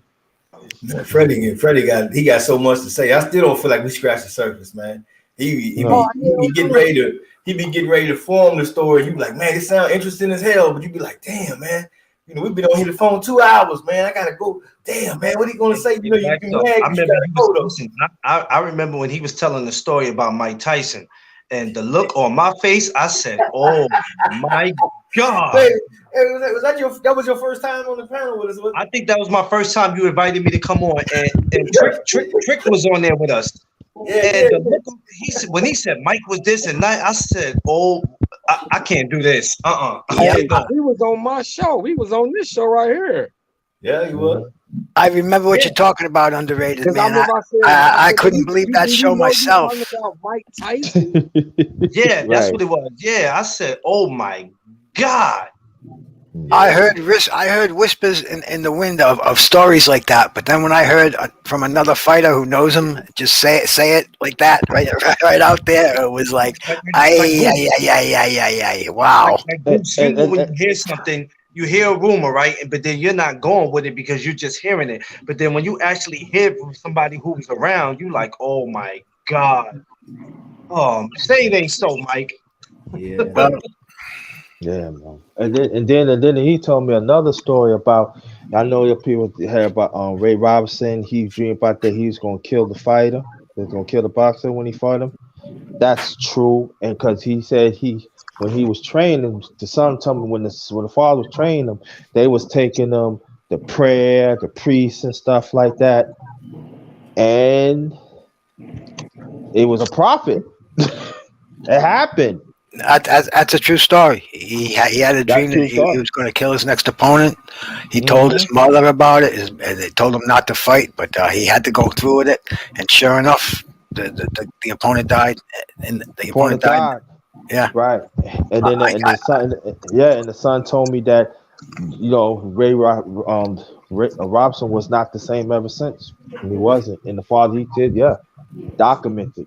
Like, dang. Bob said he wasn't the same. Like when he want to put somebody, he just want to get him out of there. But it's always the back of his mind that nah. And let me tell you, I think in the amateurs, Ray Robson, when he fought in the amateurs, 40 out of his 60 knockouts was within 2 rounds. No, I'll tell you what it is, man. Ray Robinson, he was on 95-0 as an amateur. He had 69 knockouts, 40 of them were in the first round. See, Sugar Ray Robinson's my man. I can tell you a lot about him. He's my favorite fighter of all time. Repeat that one more time, Bruce. His record? Yeah. Yes. Oh, he went on 90-0 as an amateur. He had 69 knockouts, 40 in the first round. 40 within the first round. Yep. In the first round, yes, sir. Within the first round. That don't make any sense. They would have never taught me in the fight, and him, I'd have broke a leg the day of the fight. Hey, but dude, when he fought Jake LaMotta, I got a great idea for a discussion, bro. I mean, we really got to get deep into it, right? Because a lot of people cover it, but don't really look into the science of it. Are fighters today better than fighters of past years? No. Yes, they are. Yes, Yes, they are. Yeah. And everybody got their debate. Right. I honestly believe. Let's table it, though. I just wanted to put it in the air so everybody can think about it, right? Let's put it on the. As we think, won't you explain your reason why? Your theory. Who, me? Yep. Yeah. I will when we do the discussion online. Oh, okay. I'm putting it in the atmosphere right now. I'm putting that energy out so y'all can put it in y'all mainframe and think about it. Right? Yeah. Right? We got to remember, right? The biggest thing is that I feel, and this is just me. It might not change your world, right? But what's the word I'm looking for? Nostalgia, right? Has a lot of emotion attached, right? It's like when you was little and you ate your first bomb pop. You know what I'm saying? It was the best bomb pop you ever tasted. Now, have you had better ice cream? Yeah, right? But it's just that you're so emotionally attached to that event that you look at it differently. You see what I'm saying? It's like the first time you busted a nut. That was the best nut you had. You've been chasing that nut forever, right? You done had some better pussy, right? You done had some better pussy, right? But that first nut was like, oh my God, right? So I think that's the issue with a lot of people when it comes to the legacy fighters, right? Is because you have the history and you so emotionally attached. You don't really look at the science of where boxing has come, how much stronger fighters are, the way training is different, and even how, let's say if it was a time machine, we all had Thanos powers in the snap time, right? Right? If I put Deontay Wilder back against Muhammad Ali, Deontay Wilder stops Muhammad Ali. Stops him. Oh, that's sacrilegious, man. He stopped. I know. Hey, y'all got to listen to this, right? He who controls the paradigm is God. He who controls the paradigm is God. I want y'all to look up paradigm and figure out what that means if you don't know. You believe the stories that are told to you. You don't know no better. You don't know no better until you go out and learn, right? So we look at Muhammad Ali like he's the GOAT, the greatest of all time, but we all know Muhammad Ali got hit, right? Yeah, but bro, I saw Muhammad Ali fight several times, man. That's great. I've seen Deontay Wilder fight many times. I'm not knocking that, but you got to give the honest to God truth is that these fighters nowadays are fucking science experiments. They hit harder, they're faster, they have better movement, they're more athletic. And the honest to God truth, how big was Muhammad Ali? How tall was Muhammad Ali? Muhammad Ali was 6'4", 6'3", 6'4". How tall was Deontay Wilder? 6'6", 6'7". 6'7". How long was Muhammad Ali's arm? What was his arm reach? Oh, Ali fought taller fighters. Ernie Terrell was 6'7", 6'6". But so you saying that Andy Terrell is stronger and better? Ernie Terrell. No. I'm just saying Muhammad Ali knew how to handle tall fighters. He knew how to handle short fighters. Understandable. But that's why I'm saying this is just my opinion, guys. We got to stop and actually analyze. Well, see, we could go all day. We could go all day with this, and your opinion is just as valid as my opinion because there's no time machine. Exactly. There's no way these guys are going to fight again. But it makes for great roundtable talk, though. You're right. But the thing is like I said, is to say that these guys cannot beat those fighters of yesteryear. That's sacrilege.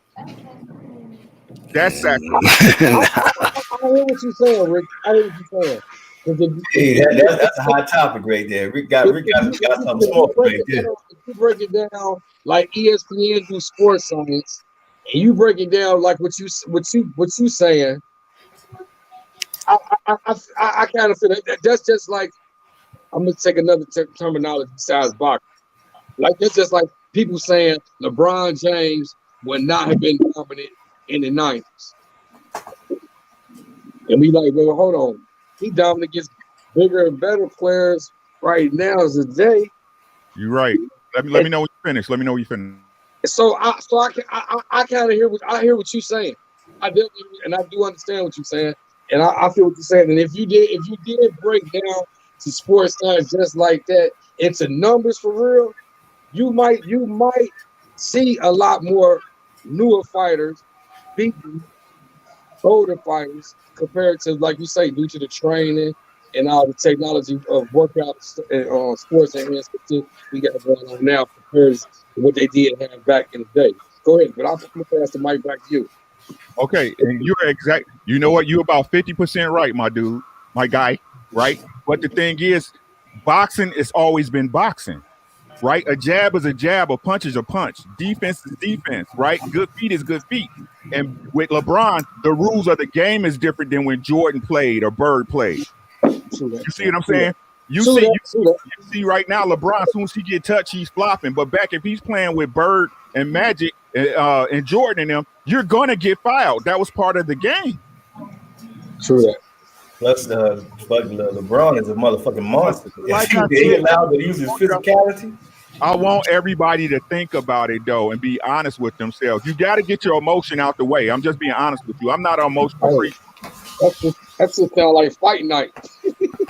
Right? But like I said, let's table it. Everybody gonna say what they gotta say. Y'all know right now. Y'all should know by now. I don't give a fuck what nobody say about me. Y'all don't care. Right? But we gotta think. You gotta think and be honest with yourself and get emotion out the play. Right? Like I just told y'all, nostalgia's a motherfucker. It's a motherfucker.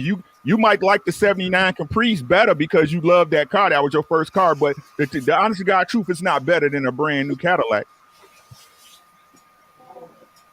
Yeah, that's a good conversation though. That really is. Mm. That's a hot one there, man. A lot of people definitely want to tune in to check that out and see where that goes for sure, man. And God damn you, Ricky! You always starting something. Hey, Well, you know I've what? seen more. I've seen Muhammad Ali fight. I've seen Muhammad Ali live in an exhibition. I've seen him fight many times.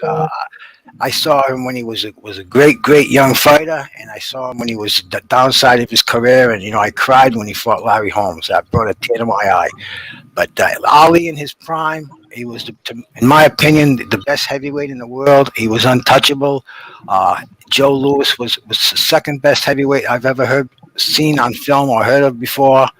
Um, Deontay Wilder is up there. He was a puncher, but as far as boxing, I think Muhammad Ali would have had a field day with Deontay Wilder. I think he would have slipped that right hand, and he would have. Oh, dude, I can't even say it because it doesn't mean anything. And the same thing, what you're saying, but it's what if.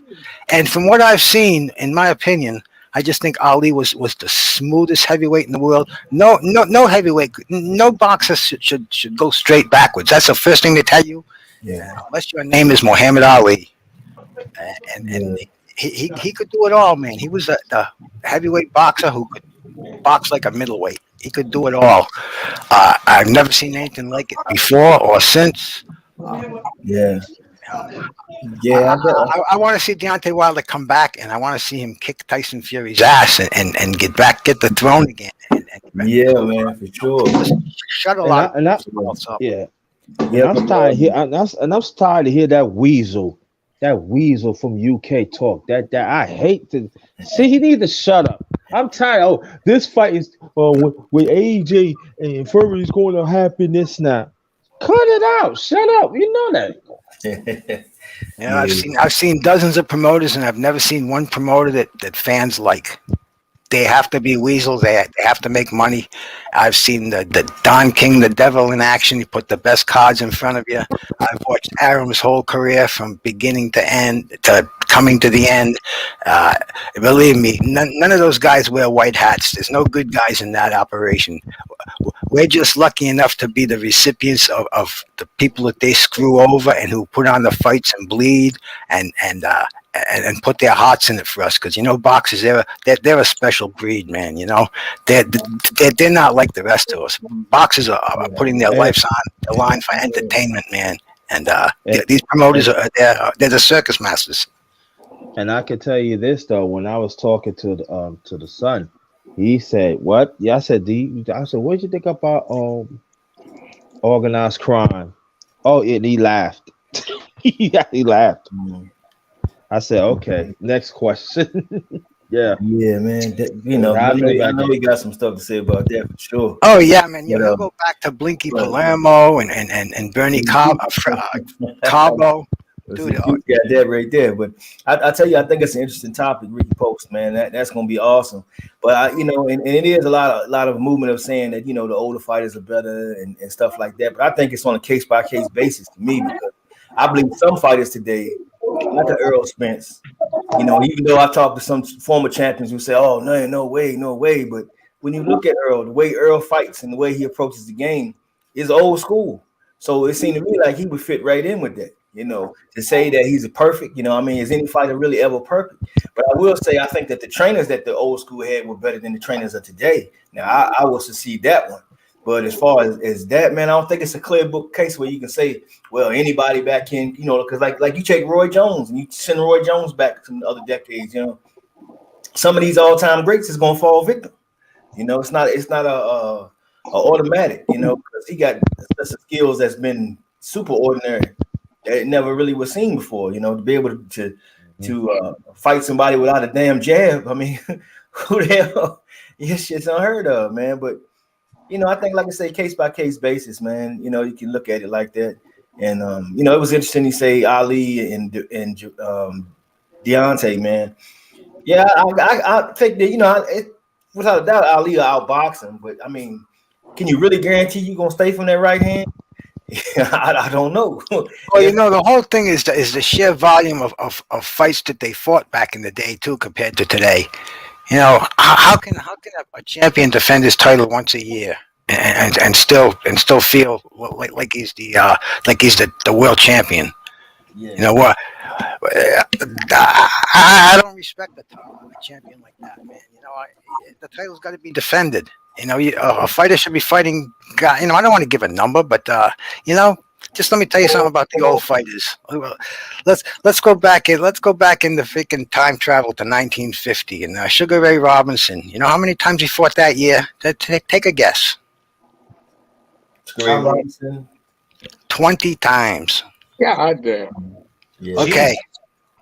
Yeah. Now, who and now this is after he'd already fought Jake LaMotta, and this is 1950, and he's in his prime. He'd already fought a lot of these lions coming up, and he's still fighting 20 times a year. To me, that anything else is a prima donna by comparison. You know, tough as they are, Marvin Hagler would defend his title twice a year, and he'd fight when he wasn't a champ 3-4 times a year. All the greats, Sugar Ray Leonard himself, man, he was fighting 5-6 times a year back in the late 70s. Oscar De La Hoya, 92, 5 times. Julio Cesar Chavez Sr., 5 times in the early 90s. You know, what's the problem with these guys? Don't they understand their boxes and what they should be doing is boxing? I mean, I'm a ditch digger. I don't make money sitting on my couch. I go dig a ditch. So somebody explain this to me. Yeah, that's a great point. And we talk about this as well because, you know, you fighters fight, man, and they keep bojagging. But yeah, it's interesting, though, because, like, you know, Tyson fought like 20-something times when he was on route to the championship. Peter McNeely was on our shows talking. Yeah, well, and he fought a slew, you know. So them guys were more old school cut fighters, though. You know, I mean, let me say something about that quick, man. My heart goes out to Peter McNeely because that poor guy's taking too many punches to the head, man. My heart goes out to him. You know, he should not be in the condition that he's in right now. He should be comfortable. He shouldn't have the problems that he has.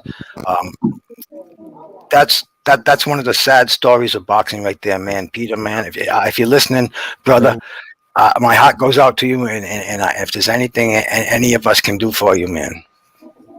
Yeah, man, we talk to this good brother pretty often, man. We spoke to him yesterday on that class. And you know, it's real good. You know, we consider him a friend of the show, man, of ours, man, because he really volunteered himself to us, man. We didn't really, coercing, man. He just was like, hey, man, yeah, bro, let's talk, you know. And but see, great guy, man. And he gave his life to boxing. You know, he gave his life to boxing, and he should have a place. I think there is a difference from us and difference from other people. See, people have, and I'm not knocking. They have interviews and they talk. When they come to us, they feel like they family because we think of them as people. We talk about their contributions. It's all about them. When you see them other ones and them other spaces, they talk about they always all about the interview with them. Just like today, when I was talking to Harry, I was talking to Mr. Harry. It was like he felt so comfortable.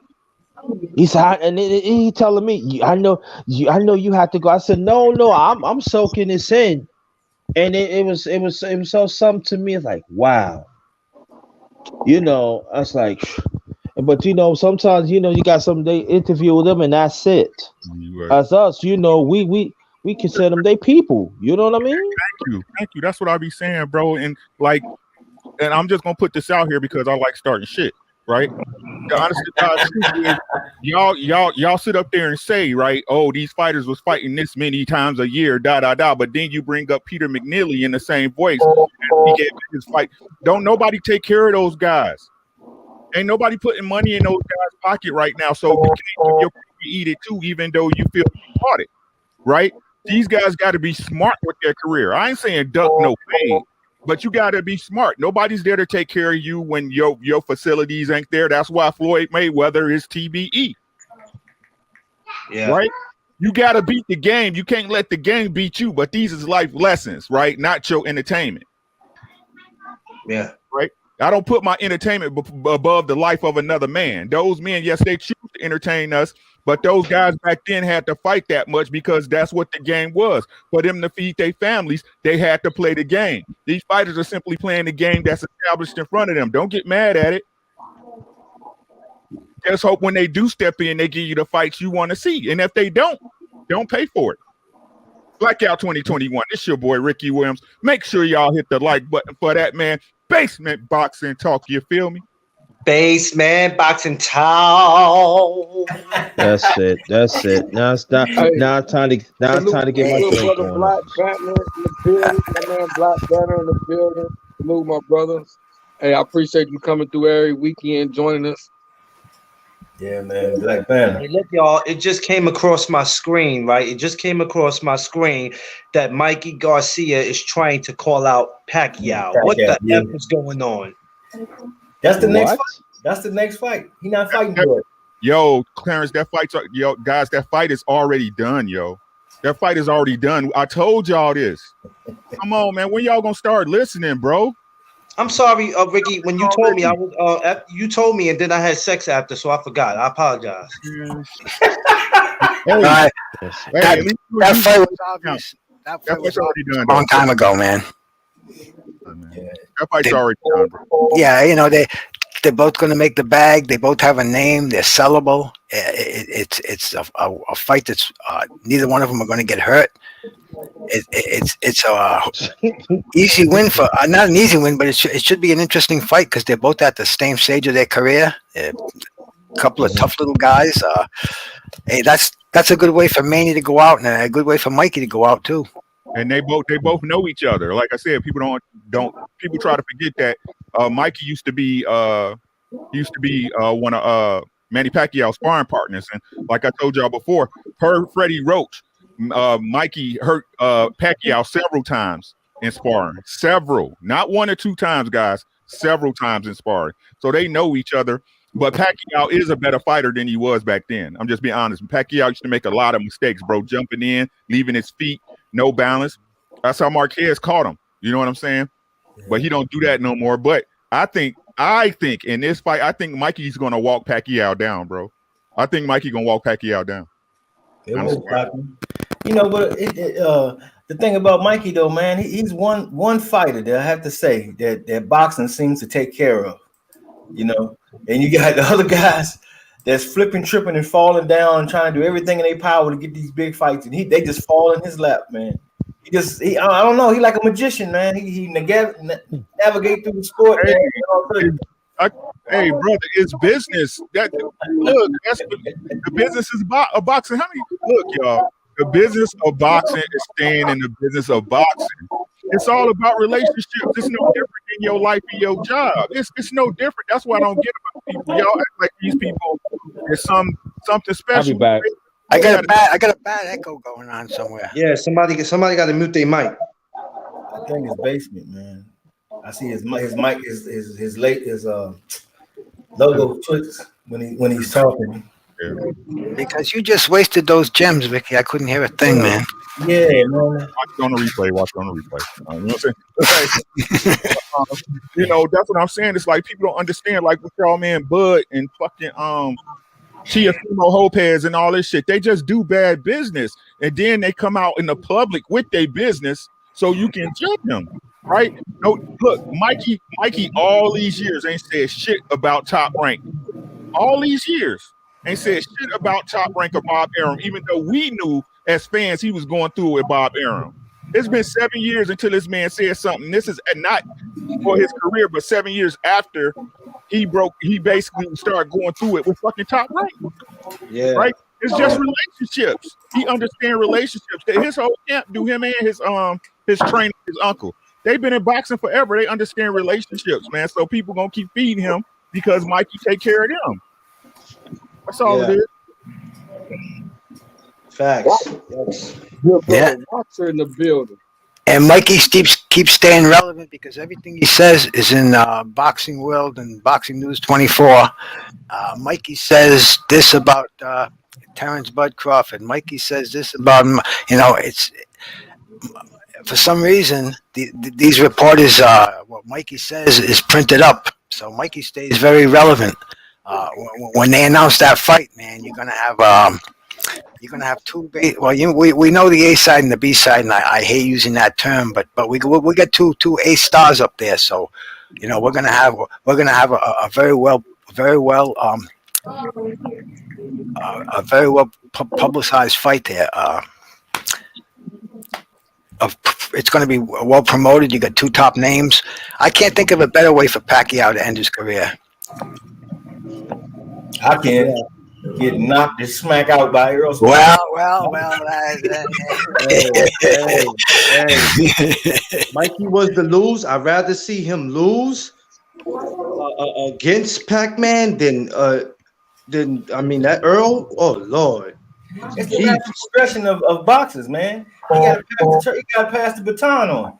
He's trying to avoid that.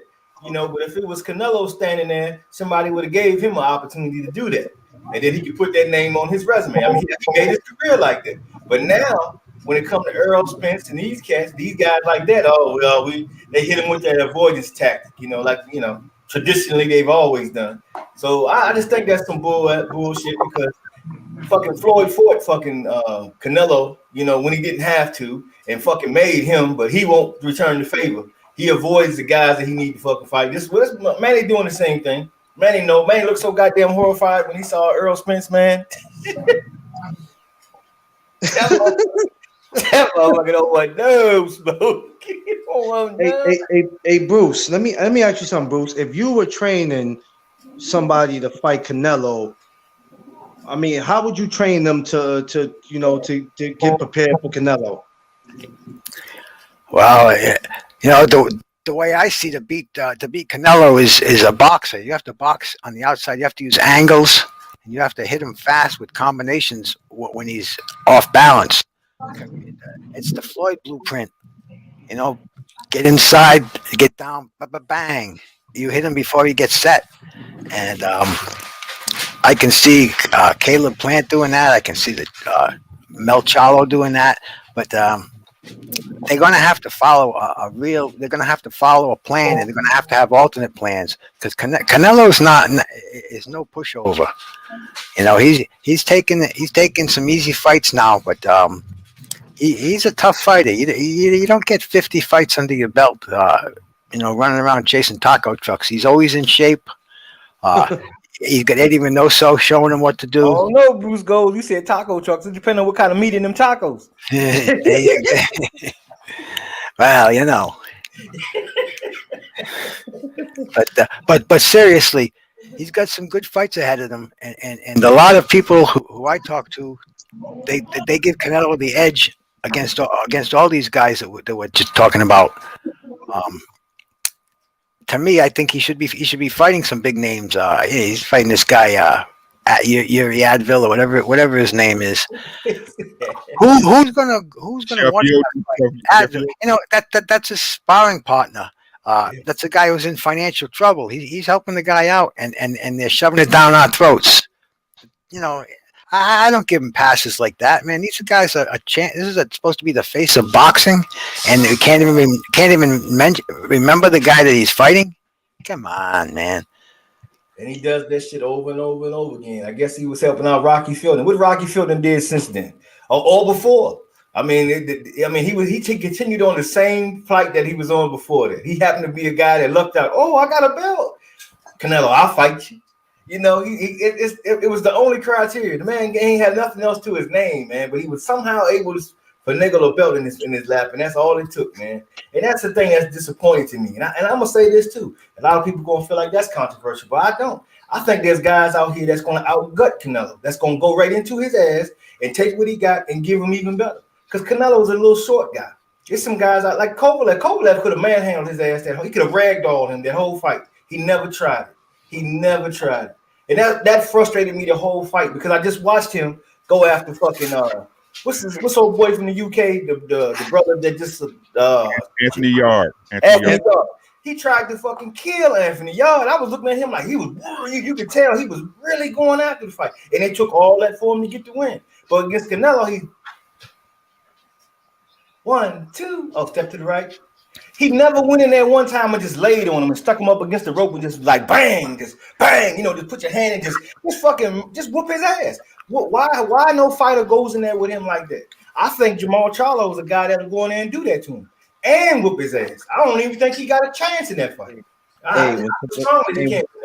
When Canelo knocked COVID out, that had to be the funniest knockout I have ever seen. The way he made against the rope.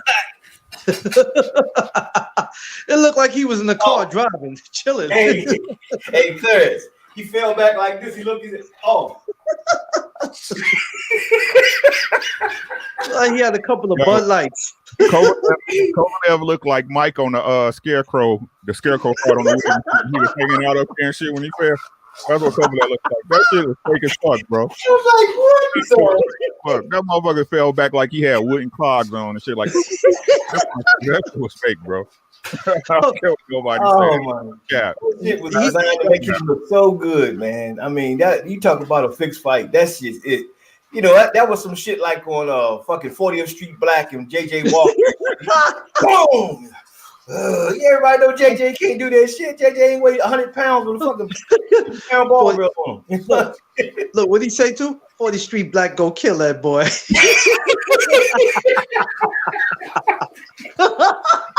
This shit was crazy, man. I was like, wow, I'm glad I didn't pay for this shit. That was the first thing I thought, man. Come on, man. That could have been a good fight. And then if he had fought him that way, I would have gave Canelo more credit because I would have known this guy's trying to beat him. But at no part in that fight did I ever feel like Kovalev ever really wanted to do nothing to him. And when you look at him in there, everybody, Canelo's big. He look like a little fucking kid in there with him. No fucking way he bullying this guy, man. It's impossible. So when people, I mean, have you seen the pictures that Trick Nolte has passed around with him in sparring with some of them guys that he's in there with? These motherfuckers is like this to this dude, man. He's a little short dude. You know, they act like they build him up to be this big, strong, powerful guy. But what big, strong, powerful guy has he ever fucking beat or got in the ring with? Nobody. So how strong and powerful is he really? Do we know? Has anybody tested it? I know a couple guys that can test his ass though, but he won't get in the ring with him. No doubt, bro. Like I said, man. Like I don't get how y'all don't see how this dude is moving, bro. You sit up there, you fight Kovalev 30 days after he fought tooth and nail with Anthony Yard. Damn near got stopped by Anthony Yard, bro. And what is y'all talking about? Is this your king, man? You know what that was, Ricky? As soon as he seen that, he said, Yep. Anthony Yard. Oh yeah, you know what? I see something in him. Hey, Chicano, I want him next. And then he microwaved the fight. He forced him a month and a half later, fight me now, right out behind this other fight. You know? Right, come on, man. And y'all, I don't even how y'all can even give that dude credit. Okay, I know, right? He signed a contract. Yeah, bro. But that should let you know, right? That should let you know 30 days, dog, and it's not like it was an easy fight. It's not like Anthony Yard versus Kovalev. That was an easy fight for Kovalev. It wasn't. He damn near got stopped. Yeah. That's what opened up Canelo's eyes. I want that fight. When he stopped Yard, it looked like he was about to fall the fuck over too. Yeah, Yard had to run out of gas for him to win that. Oh, come on, man. That's all it was. Come on, man. Y'all can have that. Canelo said, I know when my next fight is coming now. Now I know. Yes, my friend. I know my friend. Kovalev. That's who I want, my friend. Him next. 175. Him, my friend. Yes. Next. That's the biggest thing that pisses me off with Canelo so much, man. Because I liked the Canelo. But when he started doing all this old funny stuff, man, I was like, I can't co-sign this shit, man. I couldn't ignore it because when he fought Triple G the first time, if you came to Houston, I was a fucking Canelo cheerleader. I was the first. No, he gonna whoop his ass. He go now. I was going hard for Canelo. I feel like he let me down, and yeah, I'm pissed at him about it. Yes, I am because I always wanted him to fight these guys. I told the guys back in at work back then. I said, man, that one day he and Errol Spence are going to fight. This going to be the big mega fight of the time. But now I know that's out the window now because this is 2021 is his farewell tour. He's 3 and out. He's 3 and the fuck out. He gone, and it's not going to be nothing. And because he's going to have that card in his back pocket. I got undisputed. There's nothing else for me to do. I'm gone. It's no need. Why should I fight these guys? What have they done? He's been saying that shit for years. And you got fan bases co-signing that shit. Yeah, why should he? Because it's another fan base out here that say this guy can whoop your guy's ass. which is the foundation that the sport is built. Excuse me. Let's make it happen. Then. Now our problem is we gotta stop talking about it. Let's make it happen. Man. He won't give us the fights. I gotta have it. That's why I'm not supporting him. I will not order a pay-per-view. I'm just like, you know what? The last fight that I was actually happy with Canelo was the Triple G. Yeah, that was the last one I really could say I took the time to really look at. After that he was going for it. He was going. Yeah, that's after he fought Triple G. A lot of his opponents started to be a little goofy, and I'm like, "What are you doing?" Real goofy. He didn't even want to fight Triple G though, bro. He didn't. He didn't want to fight Triple G. No, he didn't even want to fight him. Remember, he was fighting the first fight forever, bro. And then he was like the second fight. Fuck that nigga at first. Remember how long it took that second fight to come to fruition, dog? Yeah. Canelo moving shaky, baby. I keep trying to tell y'all, man. This y'all pound for pound great though. This y'all pound, man. Come on. Yeah, because he can do boxing and service at 160 if he just knock Triple G off one more time and get his ass out the way. That'll open up 160 for boxing. That's good for boxing. Why there's no powers that be that's forcing him to get this fight out the fucking way? Whoa, wait a minute. You lost me. Knock who off at 160? Triple G. Because because that's the big fight that the zone says they want. And Triple G's allowed to sit there and hold on the belts. No, I'm not gonna fight him. No, I'm not gonna fight him. Once again, the fan base cool with it. Yeah, why should he fight him? Why should he? Like he's got this long, illustrious fucking resume with all these killers in it, which you can barely find fucking one, you know. But hey, somehow they're so great above everybody else in boxing. What is this holier than thou shit in boxing, man? If you a fucking boxer and that's a boxer over there, that's heat, that's static. That should be the enemy. As soon as you see that motherfucker, it should be smoke on sight. What's this shit? Oh, why should I? He gotta go. I need to see him go audition for the fight. He need to go down to Hollywood, East 34th Street, go in there. Fuck all that, man. Get your bitch ass in the ring and fight this man, man. Shit. Quiet is kept. There's guys that's in the ring that can get knocked smooth the fuck out by guys on the street who ain't trained one fucking day. If you land one, there's no guarantee nobody beats anybody. That's the beauty of the sport. So why do people always want to seem to say that? But that's the deal. Yeah, but Bruce goes to swimming. Who is that? Bruce is underwater, man. Hey, Bruce, man, you training? Good Lord. I must have a leaky pipe somewhere in here. Excuse me. Oh my God! They done dump Bruce in some water. No, I'm good, thanks. Very good. But you know what? That's why back in the days, my favorite fighters like Pernell Whitaker, Trinidad, so many of these guys, man, because these guys, man, they got it on, man. They got it on. I don't know how long it might have took to make the fights between them, but they got it on. You know what I'm saying? Like I like the fighters today, but the ones that I'm really big fans of, I'm kind of lose interest in them. The Teofimo Lopez, the Canelos. I can't say Fury. I was never be a fan of his. But the guys that I'm really fans of, I'm starting to lose interest in them because they're not showing nothing, man.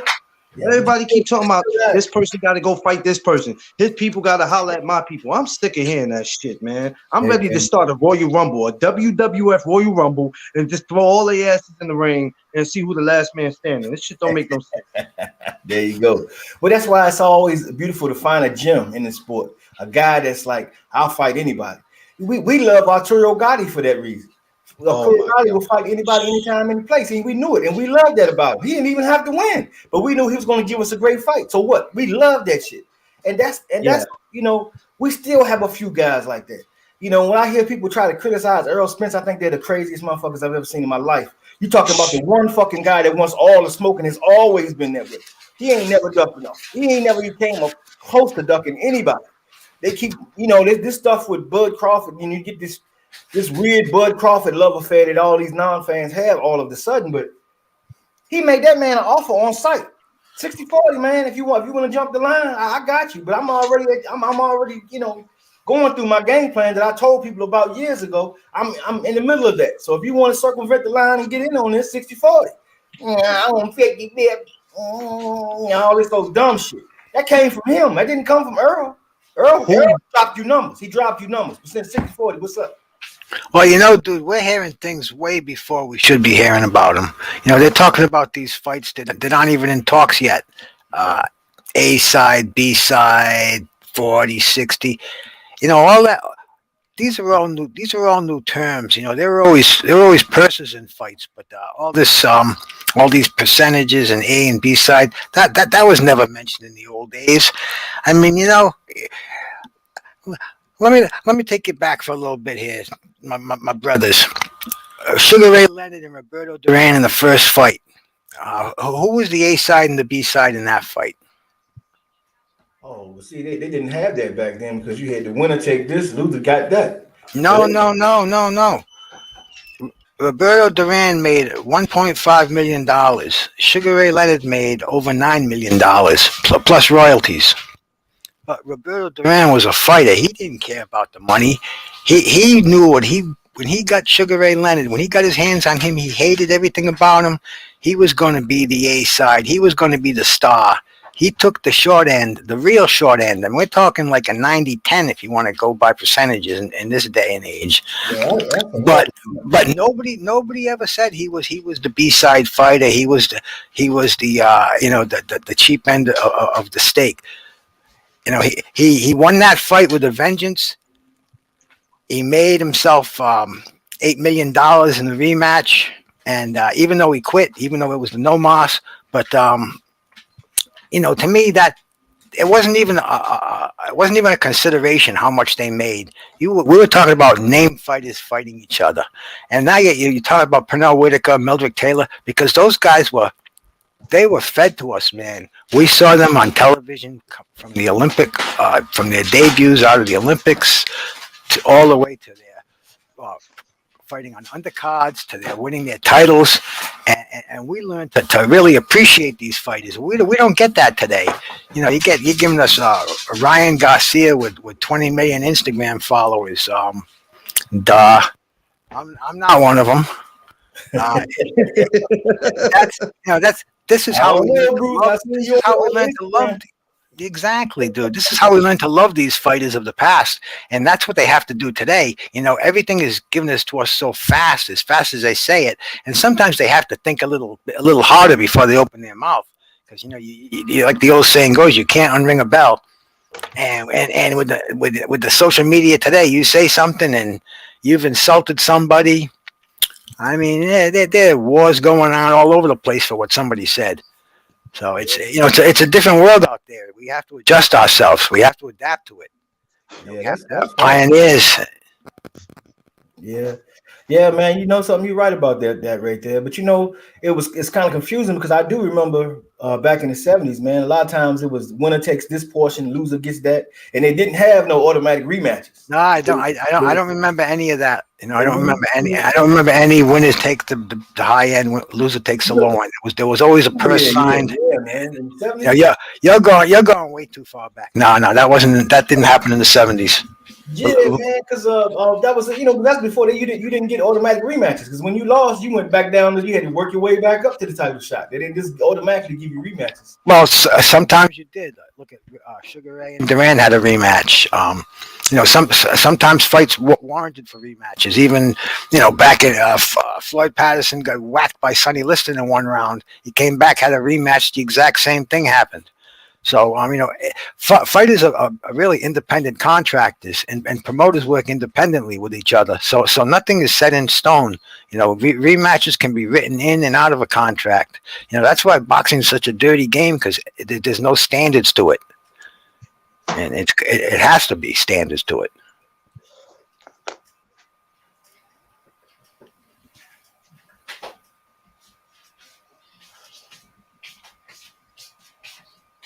Brother Bruce going before my time. He's talking about the 50s and 60s. Dang. I got to read up on that.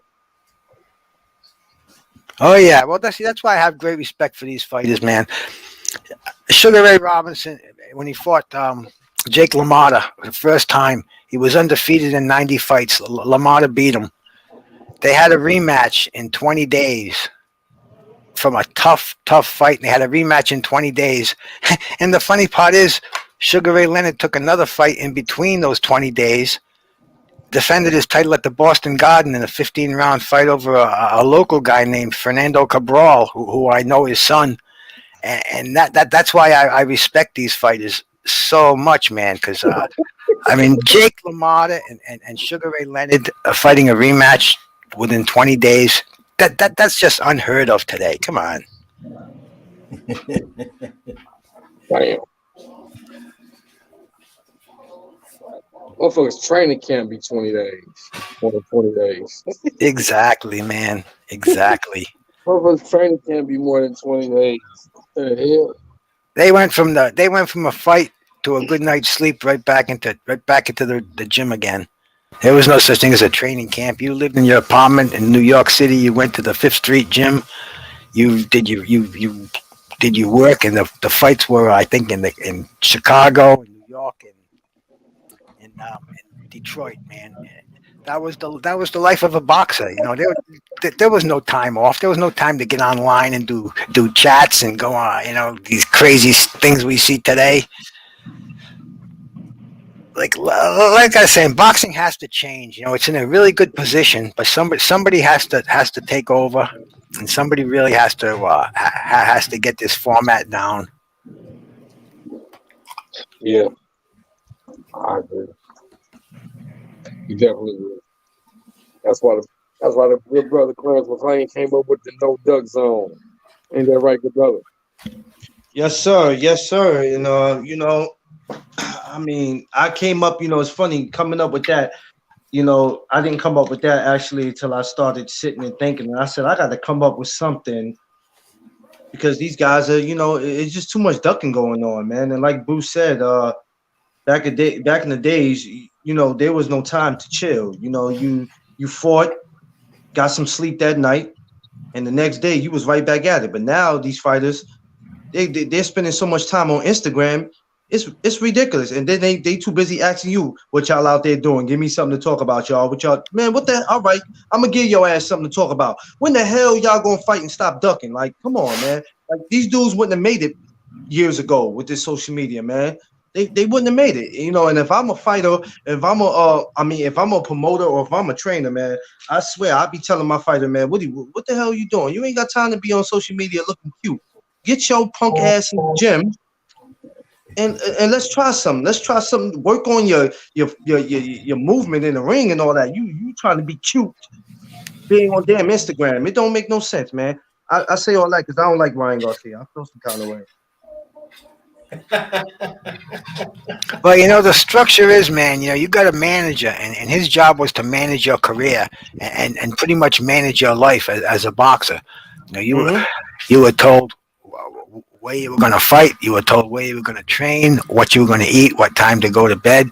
Basically, you did what your manager told you to do. Your trainer told you to do. You respected these guys, and you were going to get to the top. And today, I don't think they have the respect that they used to for these authoritative figures that are in their lives that really control their careers. There's with me. I do what the guy who knows what they're doing tells me to do. I go in that direction of success. I'm not going to go and toot my horn and go on social media and call this one and call that one out, man. Play it by the books. You look how the greats made their millions. Look how Sugar Ray Leonard. You look what Floyd. Floyd cut his own path, but it's a business. It's a business, man. Like we're saying, man. And these fighters today have got to improve.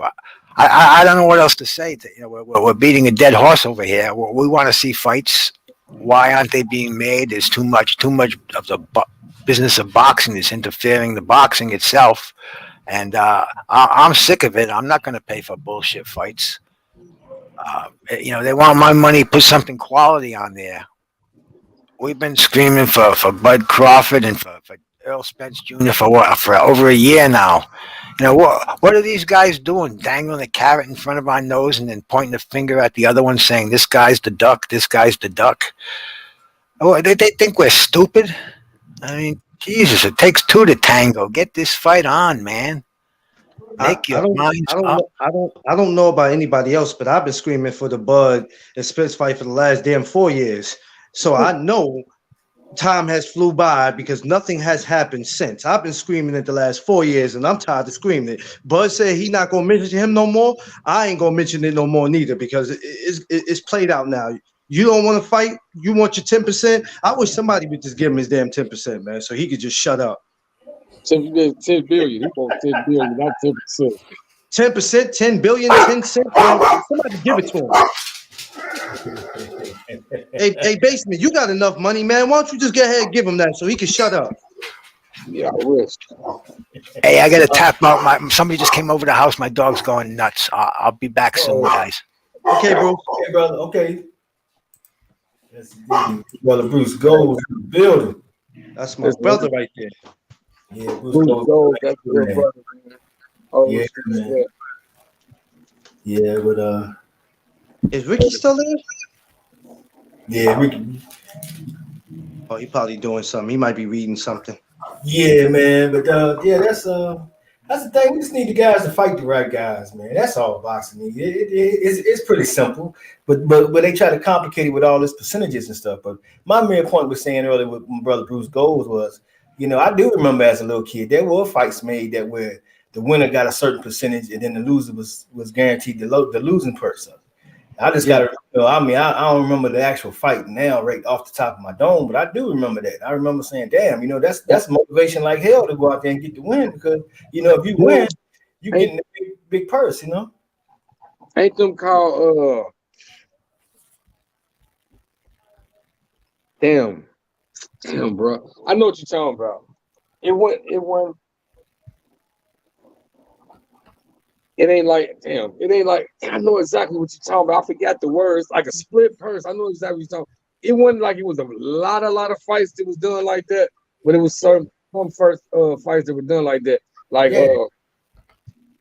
just say, for instance, like what Bob Arum said about him not being on the fight, right? Damn, man. It's a word that it's a word. Boxing word terminology that they use for what you're saying, though.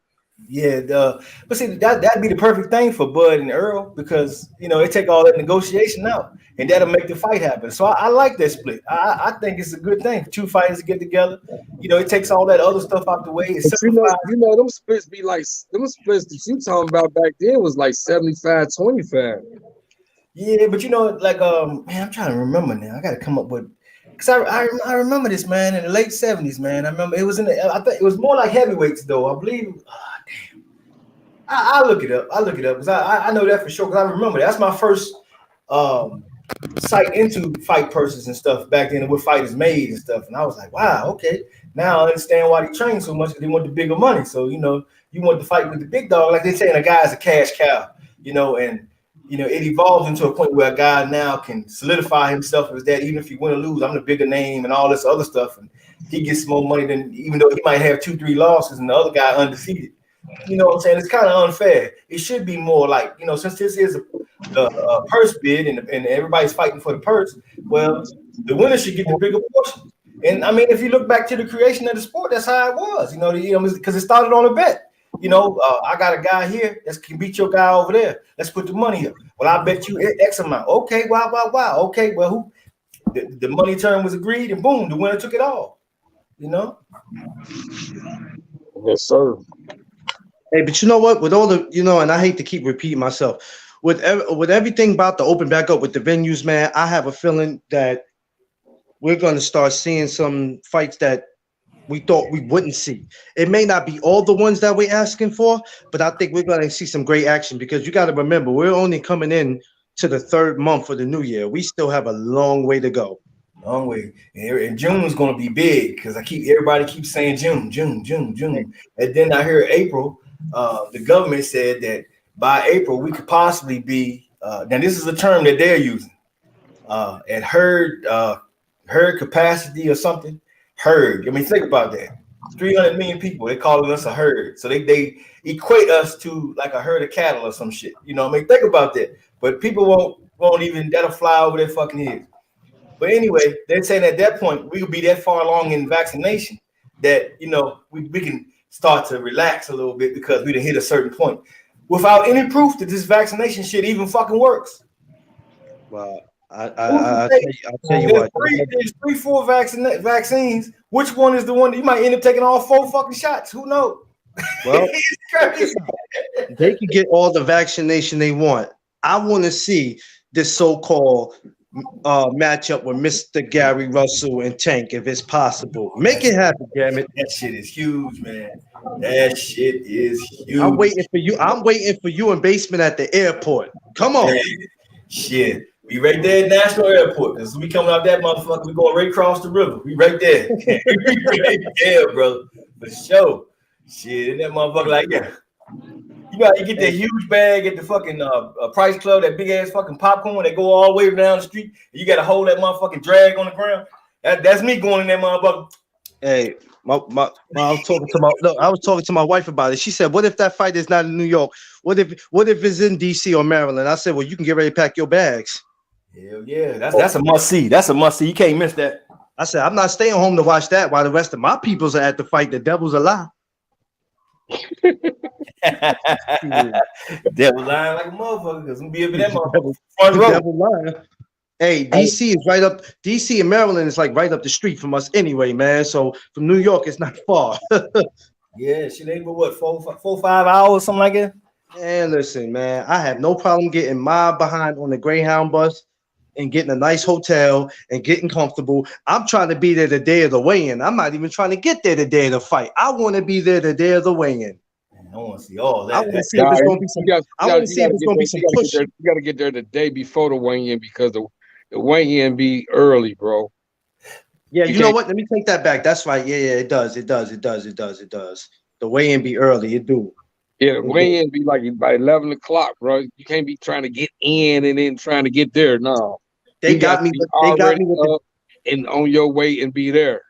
Like with the Danny Garcia and Sean Porter, they got me. My friend calls me. He's like, "Oh man, they're about to do the weigh-in." I said, "Well, what the fuck you talking about, man? It's 10:55 in the morning, man." He said, "I'm telling you, at 11 o'clock, they starting the weigh-in. Here it is. I'm all the way in the Bronx." I said, "Well, I'm not gonna make it in time for that." Man, I was so upset because I was thinking that the weigh-in wasn't gonna be till maybe 1-2 o'clock. Man, they were starting it at 11. I was pissed. Yeah, they gotta start getting rehydrated and eat. Yeah. I was pissed though. I said, "Damn, I ain't gonna make it, man." Yeah, but you're right. You got to get there the day before the weigh-in. Absolutely right. Absolutely right. That way, Black Star can show me around and show me to a steakhouse. You know, every state I go to, I'm on some steak. So yeah. Once you cross the river, man, Chris Roof's right there on the left, man. Not too far from the Capitol building. Yeah. We gonna bum rush the building and see if they mess with us. Like if they could bum rush the White House, we gonna bum rush the fight and see what they do. There you go. We got to get up in there, man. That fight right there is mega, man. You won't even be able to stand outside to be so many people like that bad boy, man. But if you talking about putting the Charlo brothers on the same card, Jesus Christ. Shit. Man, that shit be crazy. I don't know about y'all, but I sure gonna try to get my ticket early. Hell yeah. Shit, bro. That ain't nothing but facts, because I can't miss that. I'll be outside with a motherfucking tricycle riding that motherfucking knees hit me in my chin and shit. Yeah. Hey. That shit. Gotta make it, bro. Gotta be there for that. You got to be there for that. And I'm sure they're only gonna be letting a certain amount of people in. So you have to, get it, because after that, once you miss it because there's only a certain amount of people that could be in it. Yeah. Yeah, that's true, man. Yeah, but that's huge, man. That would be, damn, man. That would just, that electrify the whole DMV, man. That shit would be crazy. And not just the DMV. I think that shit would stretch all the way to New York, man, because New York and down North Carolina, South Carolina. If they was to have a Tank and Russell fight, it'd probably be in Brooklyn, the Parquet Center. Because they're trying to, because that would be Look. He trying to steal the fight. I ain't gonna let him have it, basement. I ain't gonna let him have it. Hey, check it. Rather if it's New York, Baltimore, DC, to me, we all connected. Hey, if they was having it in Cincinnati, I'll be calling basement like, hey man, I need that steak, man. I'm coming through. That 9 out of 10, that would be at the Barclays Center. Yeah. Well, you know what? I guess business-wise, they have to see what makes more sense. You know how people are, you know. They have to small, bro. Too small. Well, you gotta remember, Black Star. I mean, they can't really have a full crowd anyway. That's what I say. That's why you have it in a big football stadium. You can have more people come in. You got more space. I mean, they can. It's possible.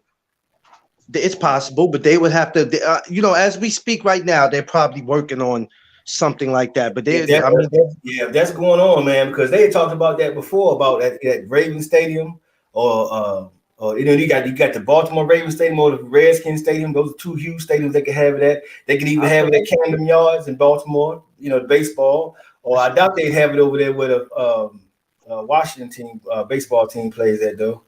Because that bad boy is like in the middle of the hood for sure. Listen, it's all right. Just let me, if they make it official, only thing I have to do is get a ticket and get a hotel room. I'm good to go after that.